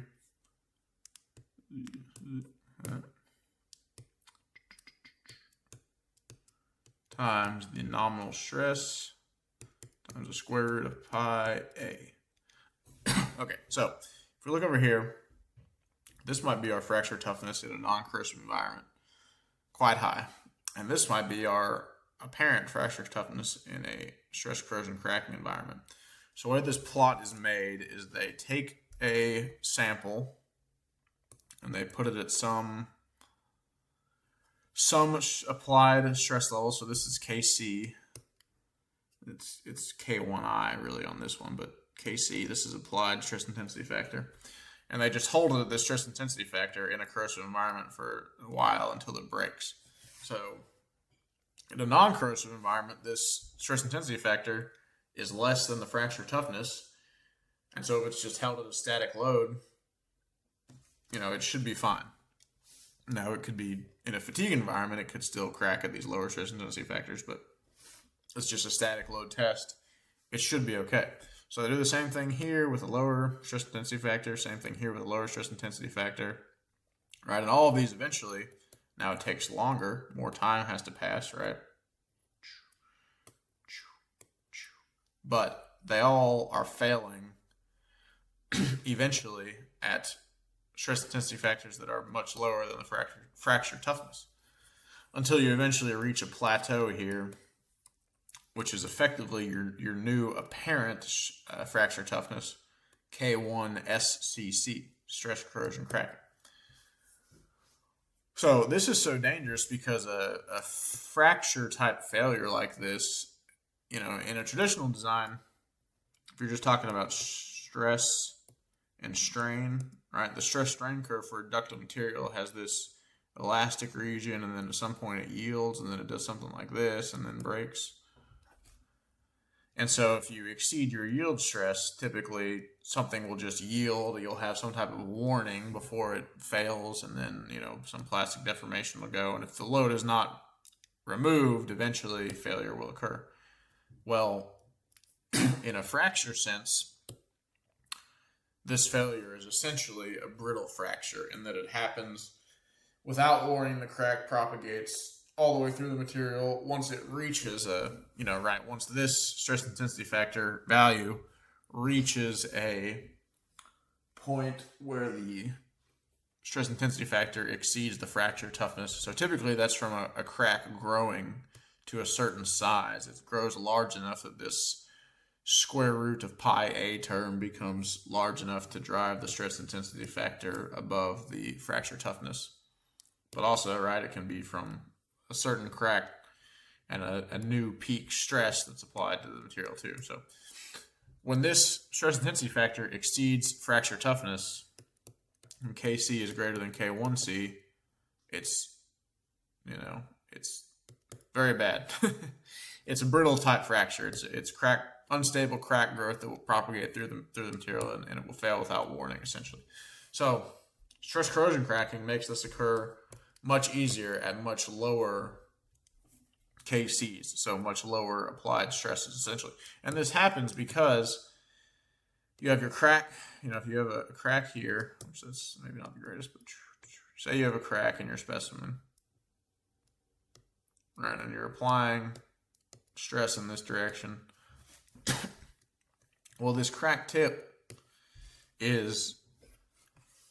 the strength of the crack tip is reduced by a corrosive environment. And so after a while, when this stress is first applied, this crack might not grow. But the corrosive environment will eventually weaken the crack tip by weakening grain boundaries. And then the crack will grow a little bit more. And then again, the crack might stop for a while. And then it sits there and corrosion occurs, and corrosion weakens the tip again. And then the crack grows more and more. And then, this process repeats until the crack gets to a length such that the crack length is long enough to exceed this fracture toughness.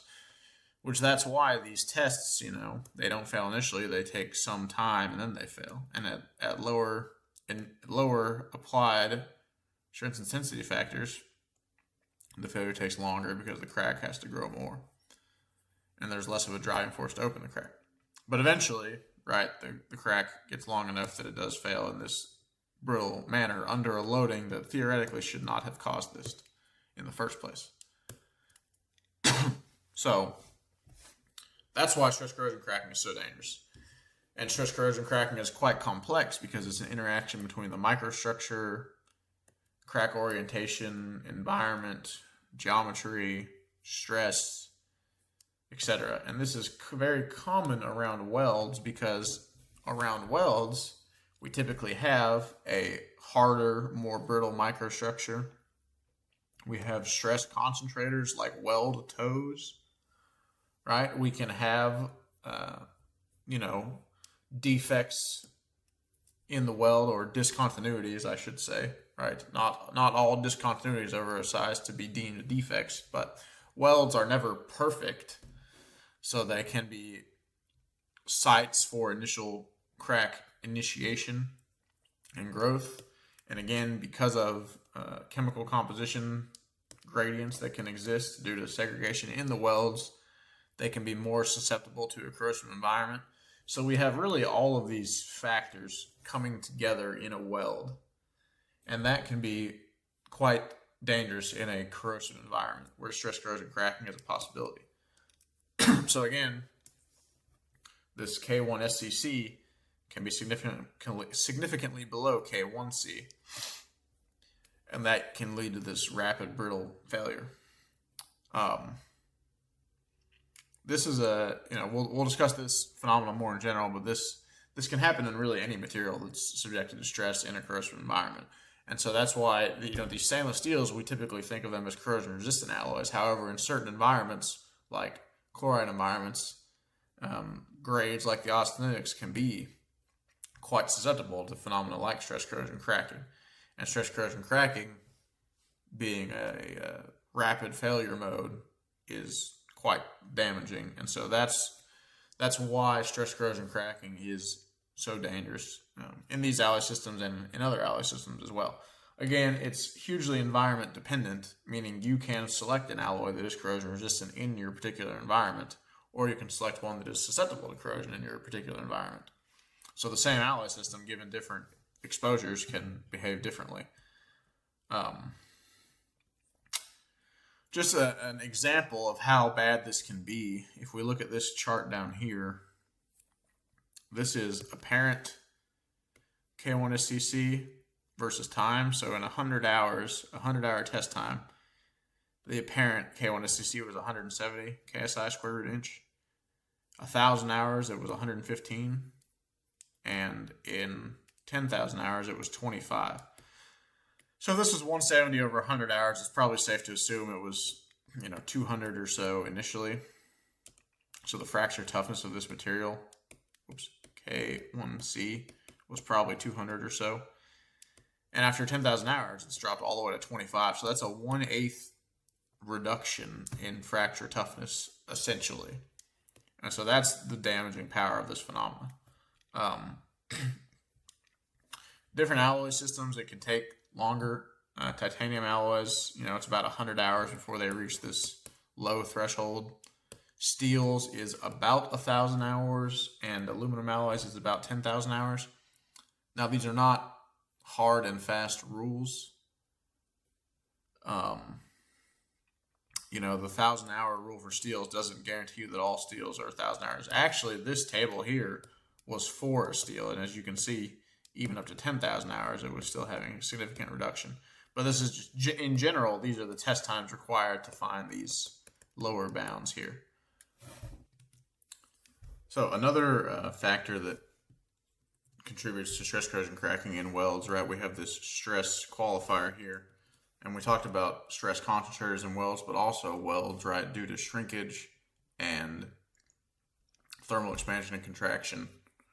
They have residual stress in the weld, and so welds are typically a higher stress area, which again is another factor that tends to lead them to serve as sites for stress corrosion cracking issues. Also, stress corrosion cracking, in addition to being environmentally dependent, is also temperature dependent. The same environment might not be so aggressively corrosive at lower temperatures, but at elevated temperatures it can be worse for corrosion. Finally, a last note on this, not directly stress corrosion cracking related, but corrosion related. There's something called environmentally assisted fatigue, which can reduce the endurance limit. So typically, a steel, if you look at an SN curve, which stress range here on the y-axis and number of cycles to failure on the x-axis, typically it'll look something like this, where it tapers off at some point, and this is what's called the endurance limit. Well, in a corrosive environment, your SN curve can look more like this, where the endurance limit is significantly suppressed. And again, endurance limit is a ferrous alloy thing. So aluminum alloys, right, do not have an endurance limit. They have an effective endurance limit at 1,000,000 cycles, I believe it is. But again, this is a concern with steels, which, of course, stainless steels being a steel. So this can happen with the stainless steel alloys, this fatigue endurance limit reduction. So general weldability concerns, we're just going to talk about all these in detail now. I won't read them all off for you.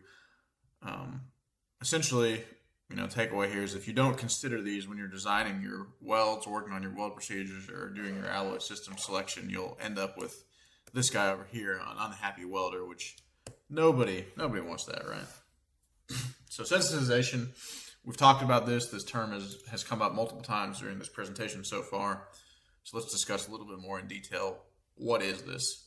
Well, it is, as it says here, a local depletion of chromium from the matrix. How does that happen? So there's a formation of these M23C6, right, carbides. And the M, this is just metallurgical nomenclature, essentially. The M stands for some metal element. In this instance, it's almost always chromium C6.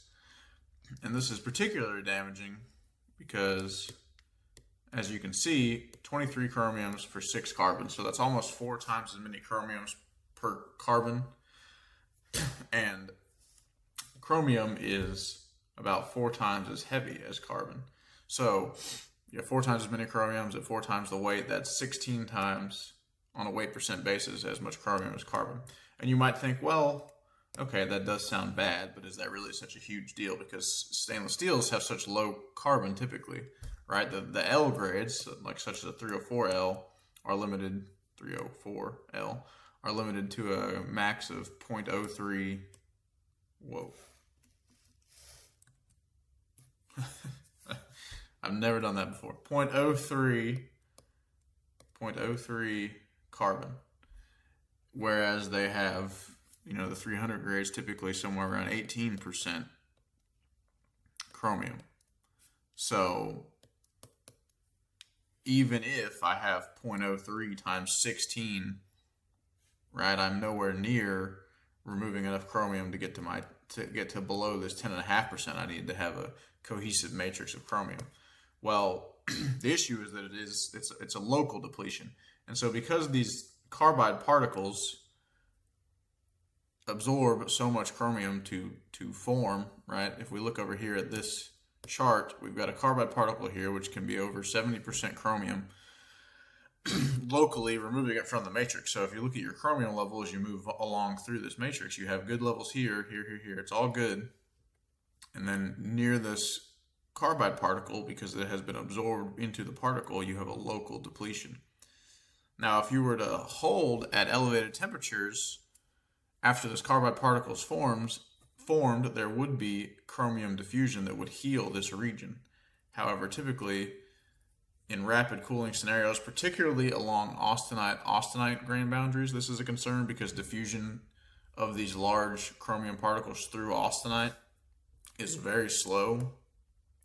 Because we talked earlier, the face-centered cubic lattice that is in these austenite metals is very closely packed, and so it's harder for atoms to move through that because of the close packed nature, whereas the body-centered cubic is less closely packed, and diffusion, particularly of these large atoms, can be much more rapid in the BCC lattice.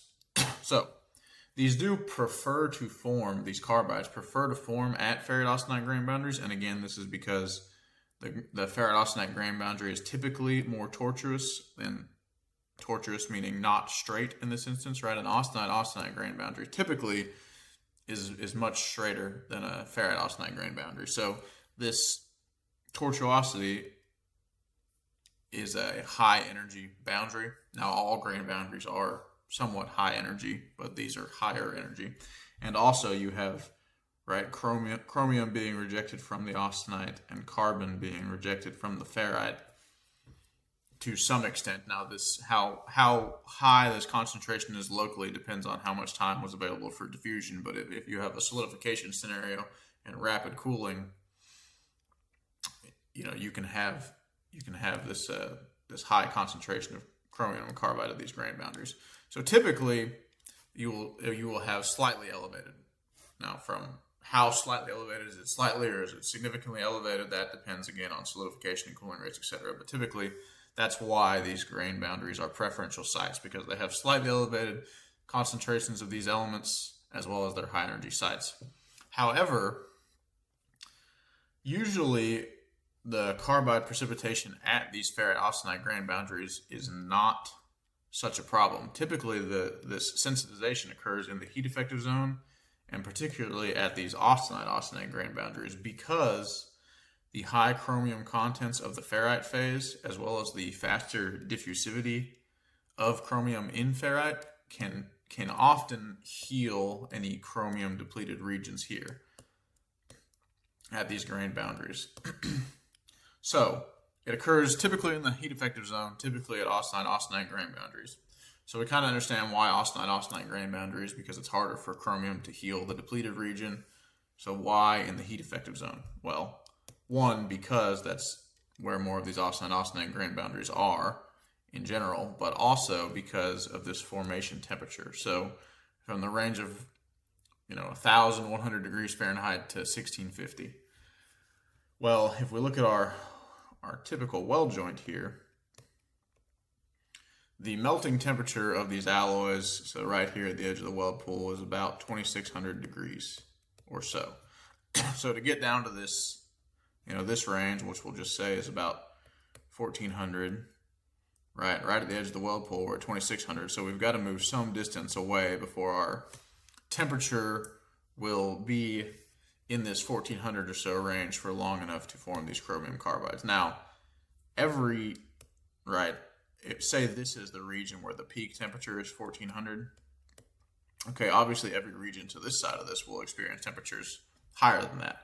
But as you get over here, closer to this fusion boundary, where say your peak temperature is 2200 degrees or so, which you can't really read that, 2200 here, the cooling rate here is going to be rapid. And so you'll drop through the temperature range where these carbides form quickly.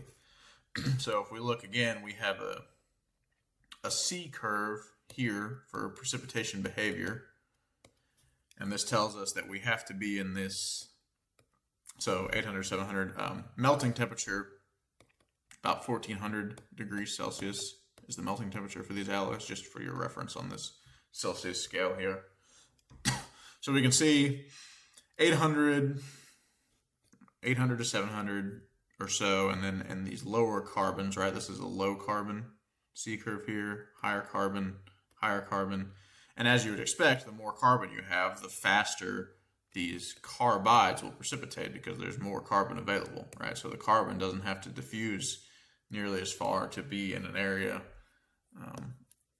of high chromium. So at the lower carbons, right, 650 degrees Celsius or so is the worst case. So as you can see from this curve, these temperatures where we're going to spend a significant amount of time in these worst case temperature ranges will occur some distance from the 1400 degrees Celsius fusion boundary. So that's why this occurs typically in the heat effective zone, due to, again, spending time in these temperature ranges as well as the prevalence of these austenite grain boundaries. Now this can occur in reheated weld metal, right? If you've got a multi-pass weld, you're doing something like this.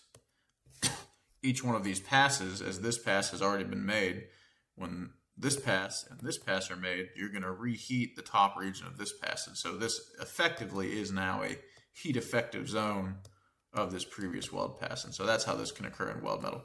This can also occur if you're going to heat treat some of these metals, because this range here is typically the stress relieving heat treat temperature range. And so particularly if you have a higher carbon alloy, you can be at risk of sensitization during heat treat as well, which is, often these austenitic stainless steels are not heat treated. But again, a heat treat risk as well as a welding risk. So this is often why the L grades are used. As you can see, L grade being 0.03 carbon max, right? You've got to be in this temperature range for almost 50 minutes before you start to precipitate these carbides. So that essentially removes it as a welding related concern, provided you don't have, for some reason, a locally high concentration of carbon somewhere in your microstructure, which is often not the case in base metal. Again, cold work will accelerate the precipitation by introducing strain into the lattice as a whole. So just generally acceleration of precipitation reactions due to that. Okay, solidification cracking. So this is often referred to as hot cracking, H-O-T, hot cracking. And this occurs during the initial welding process. So if you have a crack in your weld metal, right, it's in the weld metal, right after you finish welding, it is likely to be solidification cracking. And this occurs because if you have two adjacent grains, as the weld solidifies, so as temperatures are decreasing, as volumetric changes are happening, volumetric shrinkage as something solidifies from a liquid to a solid, or just as it cools in general, because it expands when it is heated and it contracts when it's cooled.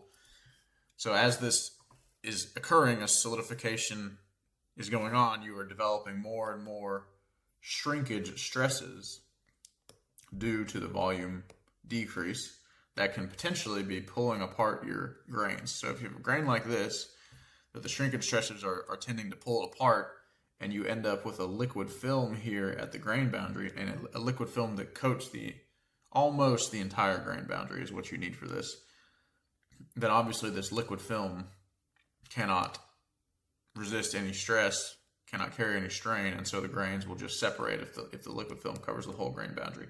Now, strains are not super high, and ductility is still decent, and so if you have a liquid film that only partially covers a grain boundary, you can be resistant to solidification cracking.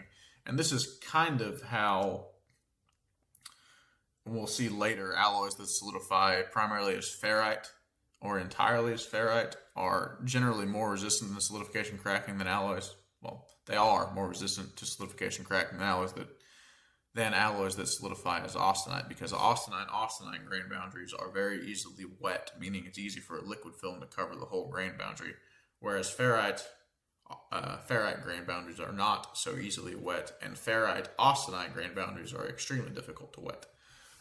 So, as a alloy solidifies, this is just a phase diagram here, a binary, so 2-element phase diagram, and you have your solute over here, which the solute is just the element that is dissolved in the solvent. So on our iron carbon phase diagram that we talked about previously, where we had weight percent carbon on this x-axis. So in this case, carbon is the solute, and it was dissolved in a matrix of iron up here, right? And so we saw the different phases of iron that had, different carbon solubilities, etc. We had this austenite loop here, and then we had austenite and cementite here, etc. Right? We had this liquid region here, blah blah blah. You get it. We don't need to draw the whole thing, but point is, carbon was the solute in this case, which was dissolved in the different phases of iron, either the austenite or the ferrite phase or the cementite, which is really a carbide. But anyway, so as an alloy solidifies, say you have an element that is of this particular composition. Well, as this solidifies, as it's coming down from liquid, when it reaches this point where some solid phase is initially stable, this first alpha phase that solidifies is going to have this composition here, because this is the maximum solubility of whatever this solute is in the alpha phase at this temperature where it's solidifying. And as the temperature continues to decrease, right, when you get to this temperature, the alpha that's forming is going to have this composition here. And as you get to this temperature down here, it will have this composition, etc. So you can see that there's some, even though your nominal composition is here, you're going to form some alpha phases that have compositions that do not match up with that on this gradient as temperature continues to lower. Now when you get to here, or even here, and your solubility is at a peak in this alpha phase, if you spent enough time there, diffusion would occur, and eventually all of your alpha would reach an equilibrium state where it was all the same concentration. However, welding being a rapid process, there's not time for that diffusion to occur, and so you end up with this compositional gradient. Now as this occurs, right, as the alpha is forming, and it can only have so much of the solute in it, the rest of the solute is rejected to the liquid, and it stays along this composition until it reaches this point here, where it reaches what is called the eutectic composition, and then it will all solidify here at the end of solidification at this eutectic temperature along this line here. So this range of solidification starting from here to here is what is called the solidification temperature range. And each element of the alloy will have a different solidification temperature range. So right, this is again a binary, a two-phase, 2-element diagram. And so the elements will have different SCTRs. Typically, impurities like sulfur, phosphorus, and boron have very wide SCTRs, meaning they're becoming a liquid over a very broad range of temperatures, and typically they'll have a lot of liquid here at the end that forms in this eutectic at this eutectic temperature. And so these broad SCTRs are what leads you to risk for solidification cracking, because again, you need a liquid film that completely covers the grain boundary as these stresses are developing in order to have these cracks. And so if you have more time in between when the alloy starts to solidify, right? When we start to solidify, when we start to form these solid phases, that's when we can start to form stresses. And as these solid phases are growing, a grain over here is growing this way, and a grain over here is growing this way. And eventually, these grains will connect, and now you can have stresses in opposite directions here at this grain boundary. So as grains are growing, stresses and strains are accumulating, and the longer that a liquid is present, and the more liquid that is present as solidification is occurring, the more likely it is that you'll have a fully wet grain boundary, and a crack will occur. So, I think we've covered most of this. Again, as metal is solidifying, strains are developing, right, due to shrinkage. We just talked about that. Rapid solidification of a metal leads to alloy element segregation. We talked about that, and that, especially in weld solidification, as it's quite rapid, makes the situation worse because you'll have no time for diffusion, and so you'll end up with more of this liquid at the end of solidification. Again, when extensive liquid films are present at the end of solidification, a grain boundary can become coated, right? Entirely coating of a grain boundary is necessary for this to occur. So it'll be coated in this liquid film as high stresses are present, and that is what will pull the grain apart. And again, this is a weld metal phenomenon. It occurs in a weld metal because you need this liquid for it to happen. So, if you have an alloy that should be susceptible or resistant to solidification cracking, it can occur due to improper welding techniques. So if your weld bead is too wide, washed out like this, and concave, this is a risk for solidification cracking.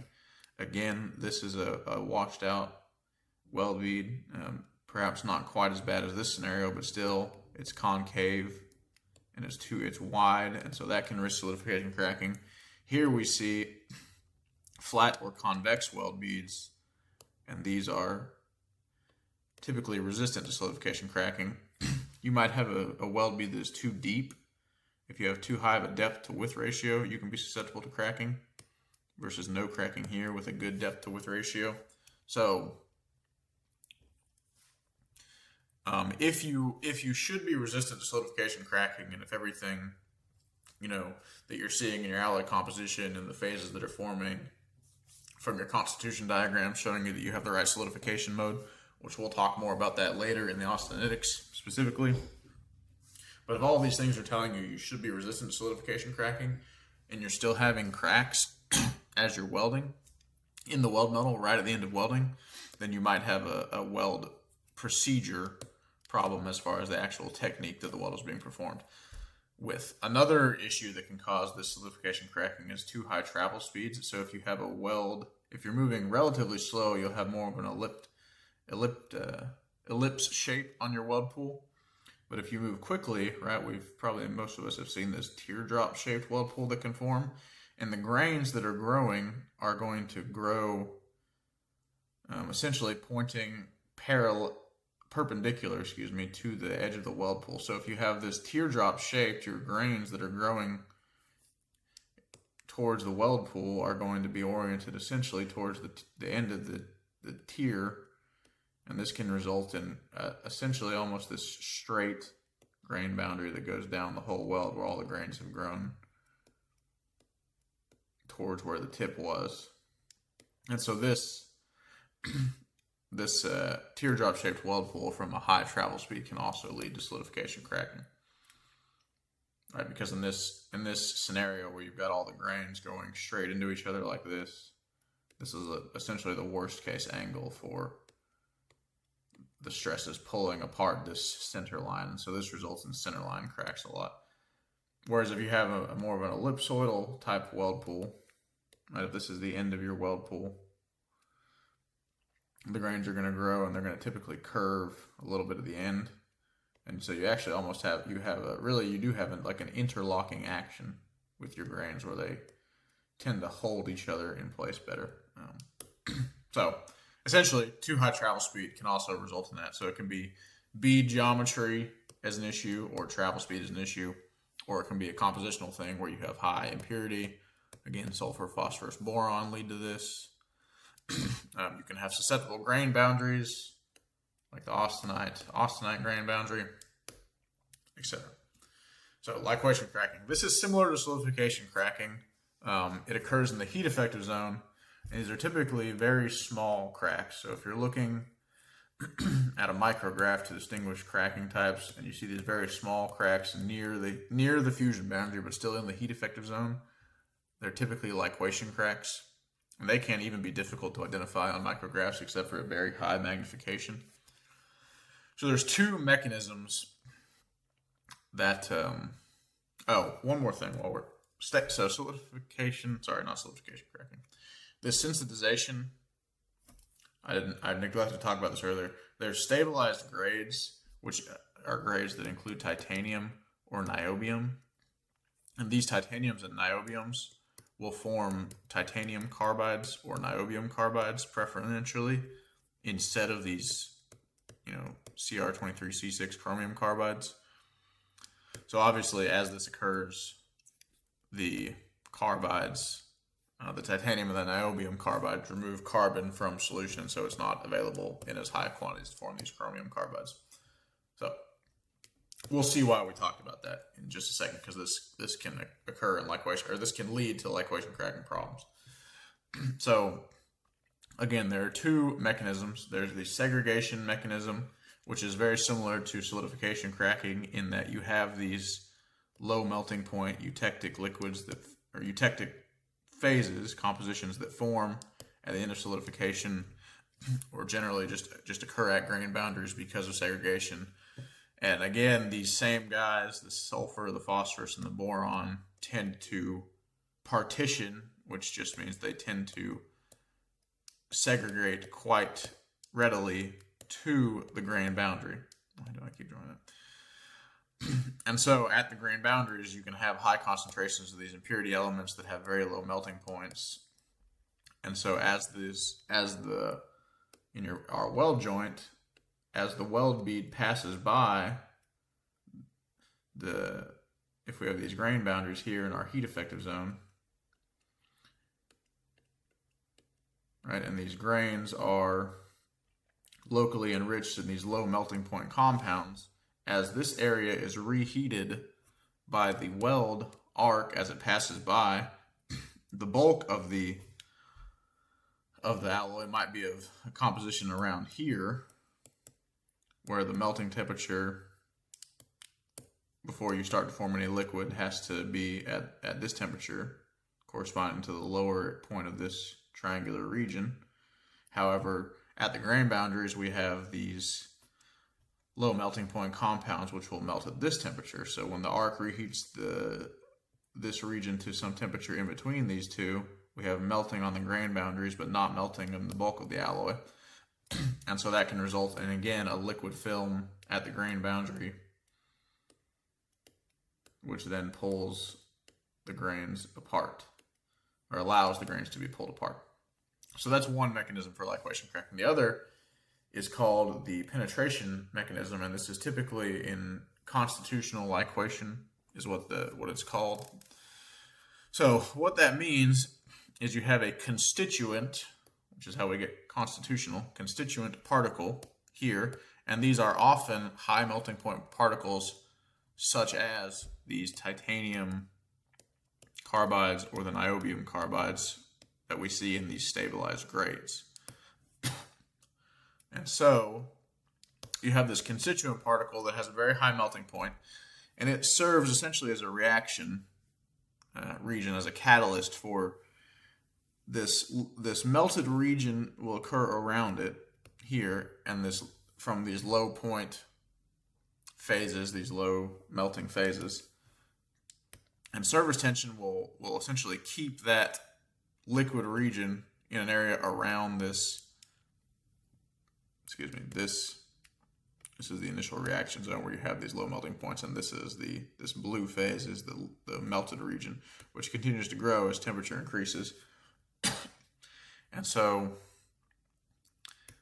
this liquid film will essentially be held around this particle, And then if you have a mobile grain boundary, which a mobile grain boundary, or it's also called a migrated grain boundary, or after it has moved, it's called a migrated grain boundary, I suppose. So if you have an austenite grain boundary that is initially tortuous and not straight, this is a very high energy site, and the composition and the lattice structure of these two phases is similar or the same. And so that grain boundary is able to actually shift a little bit, and it wants to be a straighter grain boundary, which is a lower energy state. So it will tend to migrate one direction or the other. So we'll say it goes this way, and the grain boundary itself will actually move slightly, but will be much straighter. So as these grain boundaries move to reduce their energy, as they're moving, if they encounter one of these particles with a melted region around it, when that grain boundary moves and hits the particle, as soon as that grain boundary crosses this liquid region, the liquid will be essentially sucked into the grain boundary. This is kind of like a capillary action deal. And then it will, in that manner, wet the grain boundary, which then allows, again, for forces in this direction to pull the grains apart, and you can have a crack. Again, these are typically small cracks. They're in the heat effective zone. And just like sort of sensitization, they can occur in the reheated weld metal, because that is effectively the heat effective zone of a new pass. Again, we have initial pass, and then we have this pass here, and this pass here, and we keep going up like this. Well, this pass and this pass have now reheated this region of this pass, and so this is effectively a heat effective zone.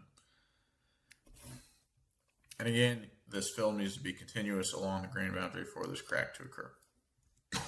So, hydrogen-induced cracking. This is very common in carbon steels, particularly higher strength carbon steels, and it is possible in these high strength stainless steels as well, though high strength is of course a relative term. This is there's this kind of Venn diagram of hydrogen cracking susceptibility here. You need a susceptible microstructure, which this means a brittle microstructure. And in our case, this means ferrite or martensite. More often martensite, but ferrite is also a brittle phase, and so it can be susceptible to this as well. You need tensile stress, which this is why it's typically a high strength phenomena. The higher strength alloys can hold, of course, higher stress, and so they can have higher tensile stress. Also, this occurs from thicker weldments or highly restrained weldments. Very thick sections or highly restrained sections will build residual stresses much faster than thinner sections or sections that are free to expand upon heating. And of course, you need the presence of hydrogen in your metal. And hydrogen is typically introduced into welds through improper practice. So you can have moisture in your electrode or coating or flux. So if you're doing submerged arc welding or flux core arc welding or stick welding, right? SAW, submerged arc, FCAW, flux core, or stick welding, SMAW. These processes use a coating or a flux, and this flux can hold moisture. Now, it can also not hold moisture. If we look at this chart over here, this is potential hydrogen level, and this is weld hydrogen level here. And this is kind of to me, kind of confusing with this potential hydrogen and this weld hydrogen on the x-axis, but essentially you can just look at it like this. So this is how much hydrogen can actually be in your weld deposit. And the flux core process can have a very high amount of weld hydrogen, but it can also have a very low amount of weld hydrogen. And this has to do with how you've handled the flux. Same thing for these. This is SMAW with different electrode types, right? Rutile versus basic over here. And so this can have very high levels as well, or it can have very low levels if they're baked. And so you can bake these fluxes and electrode coatings to drive out moisture. And they'll often come in hermetically sealed packaging. But if that packaging is broken, if it's open, if they're exposed to the atmosphere for too long, they can absorb moisture from the air. And so if that happens, you'll have to rebake them, and then typically they're stored in a heated, sealed chamber to keep moisture from entering them again. And so, often, like if you're stick welding and hydrogen cracking is a risk, you'll use these low hydrogen electrodes, and you might check out, only a few at a time, and you have, they say, oh, you've got to burn all these electrodes within 2 hours or so because we don't want hydrogen to get into them. So it can come from moisture in the flux or the coating. It can come from grease or oil or moisture on the part, right? Because these hydrocarbons are C something, CX, HYs, right? And so if these are decomposed by the heat of the arc, then you'll have these H's going out there that are free to enter into the weld metal. And while we're talking about it, hydrogen solubility in the liquid weld pool is incredibly high. And so hydrogen that contacts the actual molten pool will be absorbed very rapidly. Same thing with water, right? If there's moisture on the part and it's decomposed by the arc, you've again got hydrogens in the moisture, which can then enter the weld pool and be there on solidification. Hydrogen additions to shielding gas, right, can be a problem for hydrogen cracking if you have a particularly susceptible material or thick weldment, etc. And then just again humidity, both in condensation on the part as well as humidity entering the electrode coating or flux. So we've covered it again. You need high stress levels, which is from stronger materials, thick base metals, highly restrained welds. You need a susceptible microstructure, aka low ductility phases, which again are ferrite and martensite. In our instance, in these stainless steels. Rapid cooling. This is because if the cooling rates are slow, then the hydrogen that is trapped in the metal, if you've got your base metal here, and it's got hydrogen inside it, or in your weld metal, hydrogen, and this has solidified, if you spend an extended period of time at elevated temperature, then these hydrogens will be able to move, right? Hydrogens have quite high diffusivity because they're so small, and so at elevated temperatures, they'll have time to move out of the microstructure if cooling rates can be slow. And this is one of the reasons why high preheats are often prescribed to avoid hydrogen cracking, in addition to controlling cooling rates. So in carbon steels, the high preheats can slow the cooling rates, can help to avoid martensite in general, but also slower cooling rates provide more time for hydrogen to diffuse out of the weld metal. Again, hydrogen solubility in liquid weld metal is very high. And there's a distinction I'd like to make. Hydrogen embrittlement, right? These terms, hydrogen-induced cracking and hydrogen embrittlement, are often mistakenly used interchangeably. Hydrogen-induced cracking is a phenomenon that occurs during the weld process. I don't know if I say this. Yeah, I do say it on the other side. So typically this hydrogen-induced cracking, right, it's a delayed crack, and it occurs usually at most within 48 hours. Typically, always within these 24 hours. And there are plenty of standards that require 48-hour wait times for inspection, because you might finish the weld, and we'll talk about why in just a little bit, but you might finish a weld and there's no crack. You look even 12 hours later, there's no crack. When you go home, it'd be a long shift if you were there for 12 hours after you'd already finished the weld, but you get the idea. You go home, you come back the next day, and it's cracked in the morning. And so that's why sometimes these specs require a 2-day wait time before you inspect for cracks in these hydrogen cracking susceptible metals. So anyway, hydrogen-induced cracking is cracking that happens during the welding process.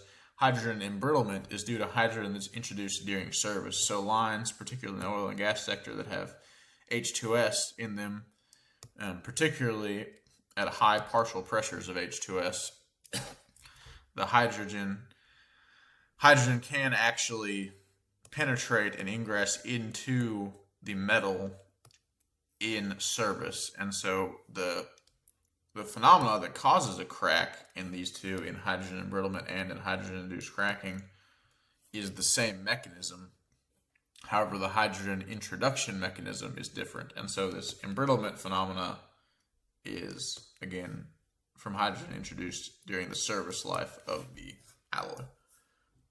So currently, with hydrogen-induced cracking, there's not one unified theory that explains all of the observations we make. The two most popular are this decohesion theory, as well as something called HELP, which is hydrogen enhanced localized plasticity. So this and the decohesion theory are the two most popular ones. But essentially, you can think of this as an accumulation of hydrogen at these triaxially or highly stressed regions. So if you have a crack tip, which again, there's always slight discontinuities in welds, and often you'll see these hydrogen cracks originate at weld toes, mostly due to the stress concentrator there. But hydrogen will accumulate at these high stress regions here, and eventually this hydrogen accumulation will weaken this crack tip region, similar to kind of what an effect that goes on in the stress corrosion cracking, crack growth. And it will weaken this region, and then eventually the crack tip will be weakened enough that the crack will grow, and you'll have a new triaxially stressed region, and then hydrogen will diffuse to this region, and the same process will occur. The crack will grow again, and on until either there's no hydrogen left to continue this, or the crack reaches such a size that failure occurs. So again, very akin to the stress corrosion cracking mechanism when you think about it. There are tests out there for quantifying diffusible hydrogen in the microstructure, and this, right, diffusing to the crack tip growing, time to diffuse again to the new crack tip. This is why it's a delayed cracking phenomenon. This is why it can occur after 24 to 48 hours. And this is generally within at least 72 hours, pretty much always within 72 hours. So, you know, if you're over the 48-hour window, you're pretty much good to check for this phenomenon. But if you have a crack, right, if you make a weld, particularly if it's a high hardness material and very thick, heavily restrained joint, and it looks good, and you inspect it at the end of the day and there's no problems, and you come back later and it has cracked, probably you're dealing with hydrogen-induced cracking. Reheat cracking. So this occurs during post-weld heat treat or in reheated weld metal.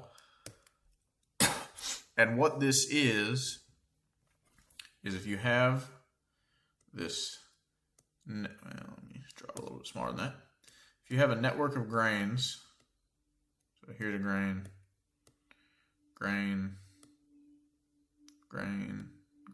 etc. Right, your whole material is made up of these grains. So this will occur in materials that can form precipitates. So we have this C curve behavior for precipitation, and typically in carbon steels this will occur in like the chrome, moly, vanadium steels. In stainless steels, this can be in our stabilized grades or in steels that have high carbon or nitrogen, or any element that can form precipitate. And what occurs is these precipitates will form within the steels, or within the grains, excuse me. So you have this very fine precipitate network growing within the grains. And this strengthens the grain interiors. However, because the grain interiors are strengthened, strain will accumulate at the grain boundaries now. And this accumulation of strain at the grain boundaries is what leads to this cracking phenomena. Some precipitates can occur at the grain boundaries, but these can actually weaken grain boundary cohesion because they can get in the way of this grain boundary bonding. And so it can be a combined effect of intergranular, meaning within the grain precipitation, as well as precipitates on the grain boundaries. And so how this works is if this is your heat effective zone thermal cycle. And so as you're heating up, right, you reach some peak temperature, which is quite hot, particularly if you're close to the fusion boundary, close to the weld pool. Then as you cool, eventually you reach room temperature. Then here's your post-weld heat treat cycle where you heat up again and you hold a temperature for a while to relieve stress. So if we look at this, this is stress. I should have stress here. This is temperature. So once we begin to cool, right, as soon as this thermal cycle starts to go down and we have shrinkage happening, we begin to accumulate shrinkage stresses. So our stresses grow, they grow and they grow and they grow until we reach a peak here. And this can either be because we've hit room temperature or because we've actually hit the yield stress of the material, and now some plastic deformation is occurring. But you have this peak of stress here once you're done cooling. So as you begin to heat again to the stress relieving temperature, stresses will begin to decrease. However, if you're at a point where you still have significant stress and you've entered this curve and started forming precipitates, you'll start precipitating inside these grains while you still have high stress levels, and that will lead to the stress accumulation at the grain boundaries, which will pull the grains apart.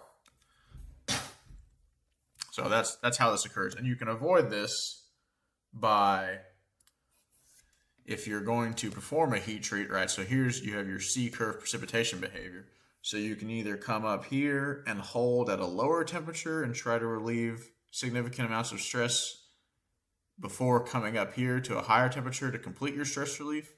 Or if possible, you can go above this curve and try to do a heat treat at this temperature to relieve significant amounts of stress.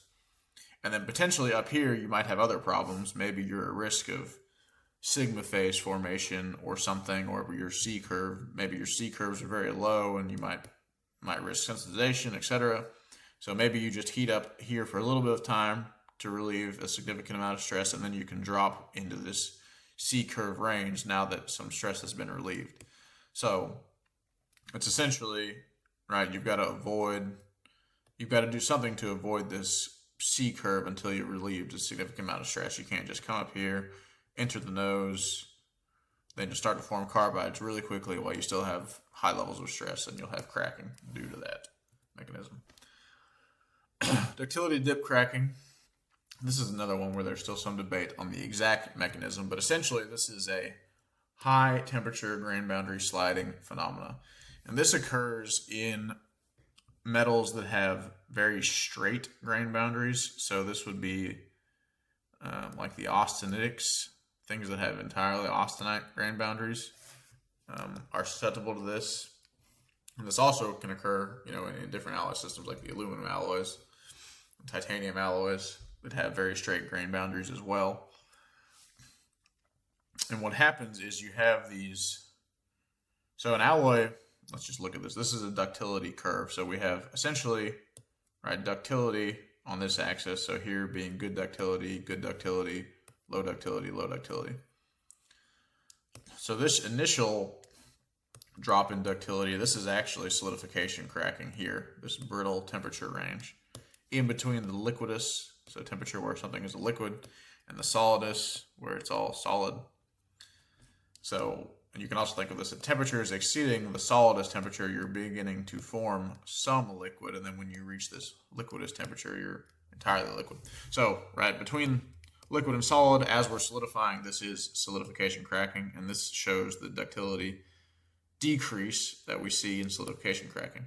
Well, alloys, particularly with these straight grain boundaries, will also exhibit this ductility dip region, a ductile temperature region.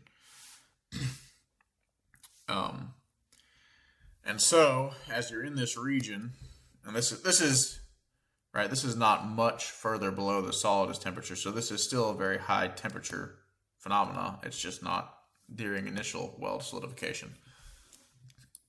So if you have these straight grain boundaries at these high temperatures, it's almost like a creep-like phenomena where these grain boundaries, because they're straight and because there's a lot of energy at these high temperatures,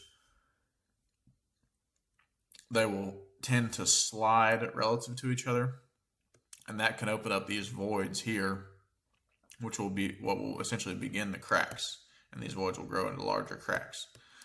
So this can be combated by either having tortuous grain boundaries, right, that move a lot, because if you think about, we've talked about the ferrite-austenite grain boundary. If your grain boundary looks like this, it's going to be quite difficult for this grain to slide relative to this grain because it has all these peaks and valleys to contend with, and it's essentially mechanically locked. So that's one way to combat this. So alloys that have this multi-phase, two-phase grain boundary are quite resistant to this. You can also form carbides at the grain boundaries, and again, these will also serve as mechanical locks, because even if you have these relatively straight grain boundaries, right, if you have these carbides here, again, you kind of have peaks and valleys, and that makes sliding difficult. And there's actually been, in some titanium alloys, there's been niobium added intentionally to form these boundaries to combat this ductility dip cracking. So this will be niobium carbides. Best case scenario, you have tortuous grain boundaries and carbides, right? And then you're effectively entirely immune to this phenomenon. So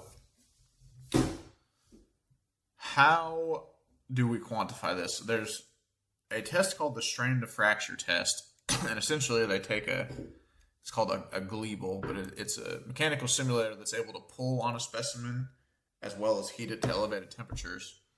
And so you make a bunch of different test pieces, and you pull them, right? You have a specimen, you put it at 1100 degrees Celsius, and you apply strain to it, and then you mark when it cracks. So it's the strain required to fracture, strain to fracture test at various temperatures. And when you run enough of these specimens, you're able to generate these plots. And so these alloys that fail in the strain to fracture test at these temperatures and have at a low strain rate in this ductility trough here are deemed susceptible. Now, even the resistant alloys, right, do exhibit this drop in ductility, but you can see it's above 10% strain, which is an incredibly high strain rate, and so we would quantify these as resistant to this phenomenon. BCC versus FCC materials. We've really already covered this, so this is just a quick review. Again, FCCs are austenites, or BCCs are ferrites or tempered martensite. And the FCCs do not exhibit this ductile to brittle transition temperature, whereas the BCCs can be ductile at high temperature and brittle at low temperature. This says austenite, FCC austenite has a much higher carbon solubility. That is true at elevated temperatures, because if we remember our iron carbon, draw this over here, this is carbon weight percent, but this is our iron carbon phase diagram. We had this guy going on over here. We had this triangular region here. This one all the way over here, which is cementite on this side. And we had this austenite region in here. Something like that. This was austenite. So this does have very high carbon solubility, right? Because the peak solubility in this alpha ferrite range was 0.025 at this eutectoid temperature, which was 727 or so degrees Celsius. And this is 2.11 here and 0.77 here. So at elevated temperatures, right, 0.77 versus 0.025, carbon does have way higher, or austenite, does have way higher carbon solubility than ferrite. However, as we can see, this line is decreasing relatively quickly, and so this is not necessarily exactly what happens, but just a thought exercise. If this line continued, then solubility would be quite low at room temperatures. And so it does, even at room temperatures, austenite does have higher carbon solubility than ferrite. However, much higher is really a temperature dependent thing. And so it's perhaps 3 times or so as high at room temperatures, but if the ferrite solubility at room temperatures is 0.01%, okay, well 3 times 0.01 is not a very high number. So something to keep in mind, neither one of these phases have particularly high carbon solubility at room temperature, though the austenite has very high carbon solubility at elevated temperatures. Also, same carbon and nitrogen has very high nitrogen solubility at elevated temperatures too, which this plays a role in the ferritic stainless steels, as we will see when we get to that section where we talk about the ferritics in depth.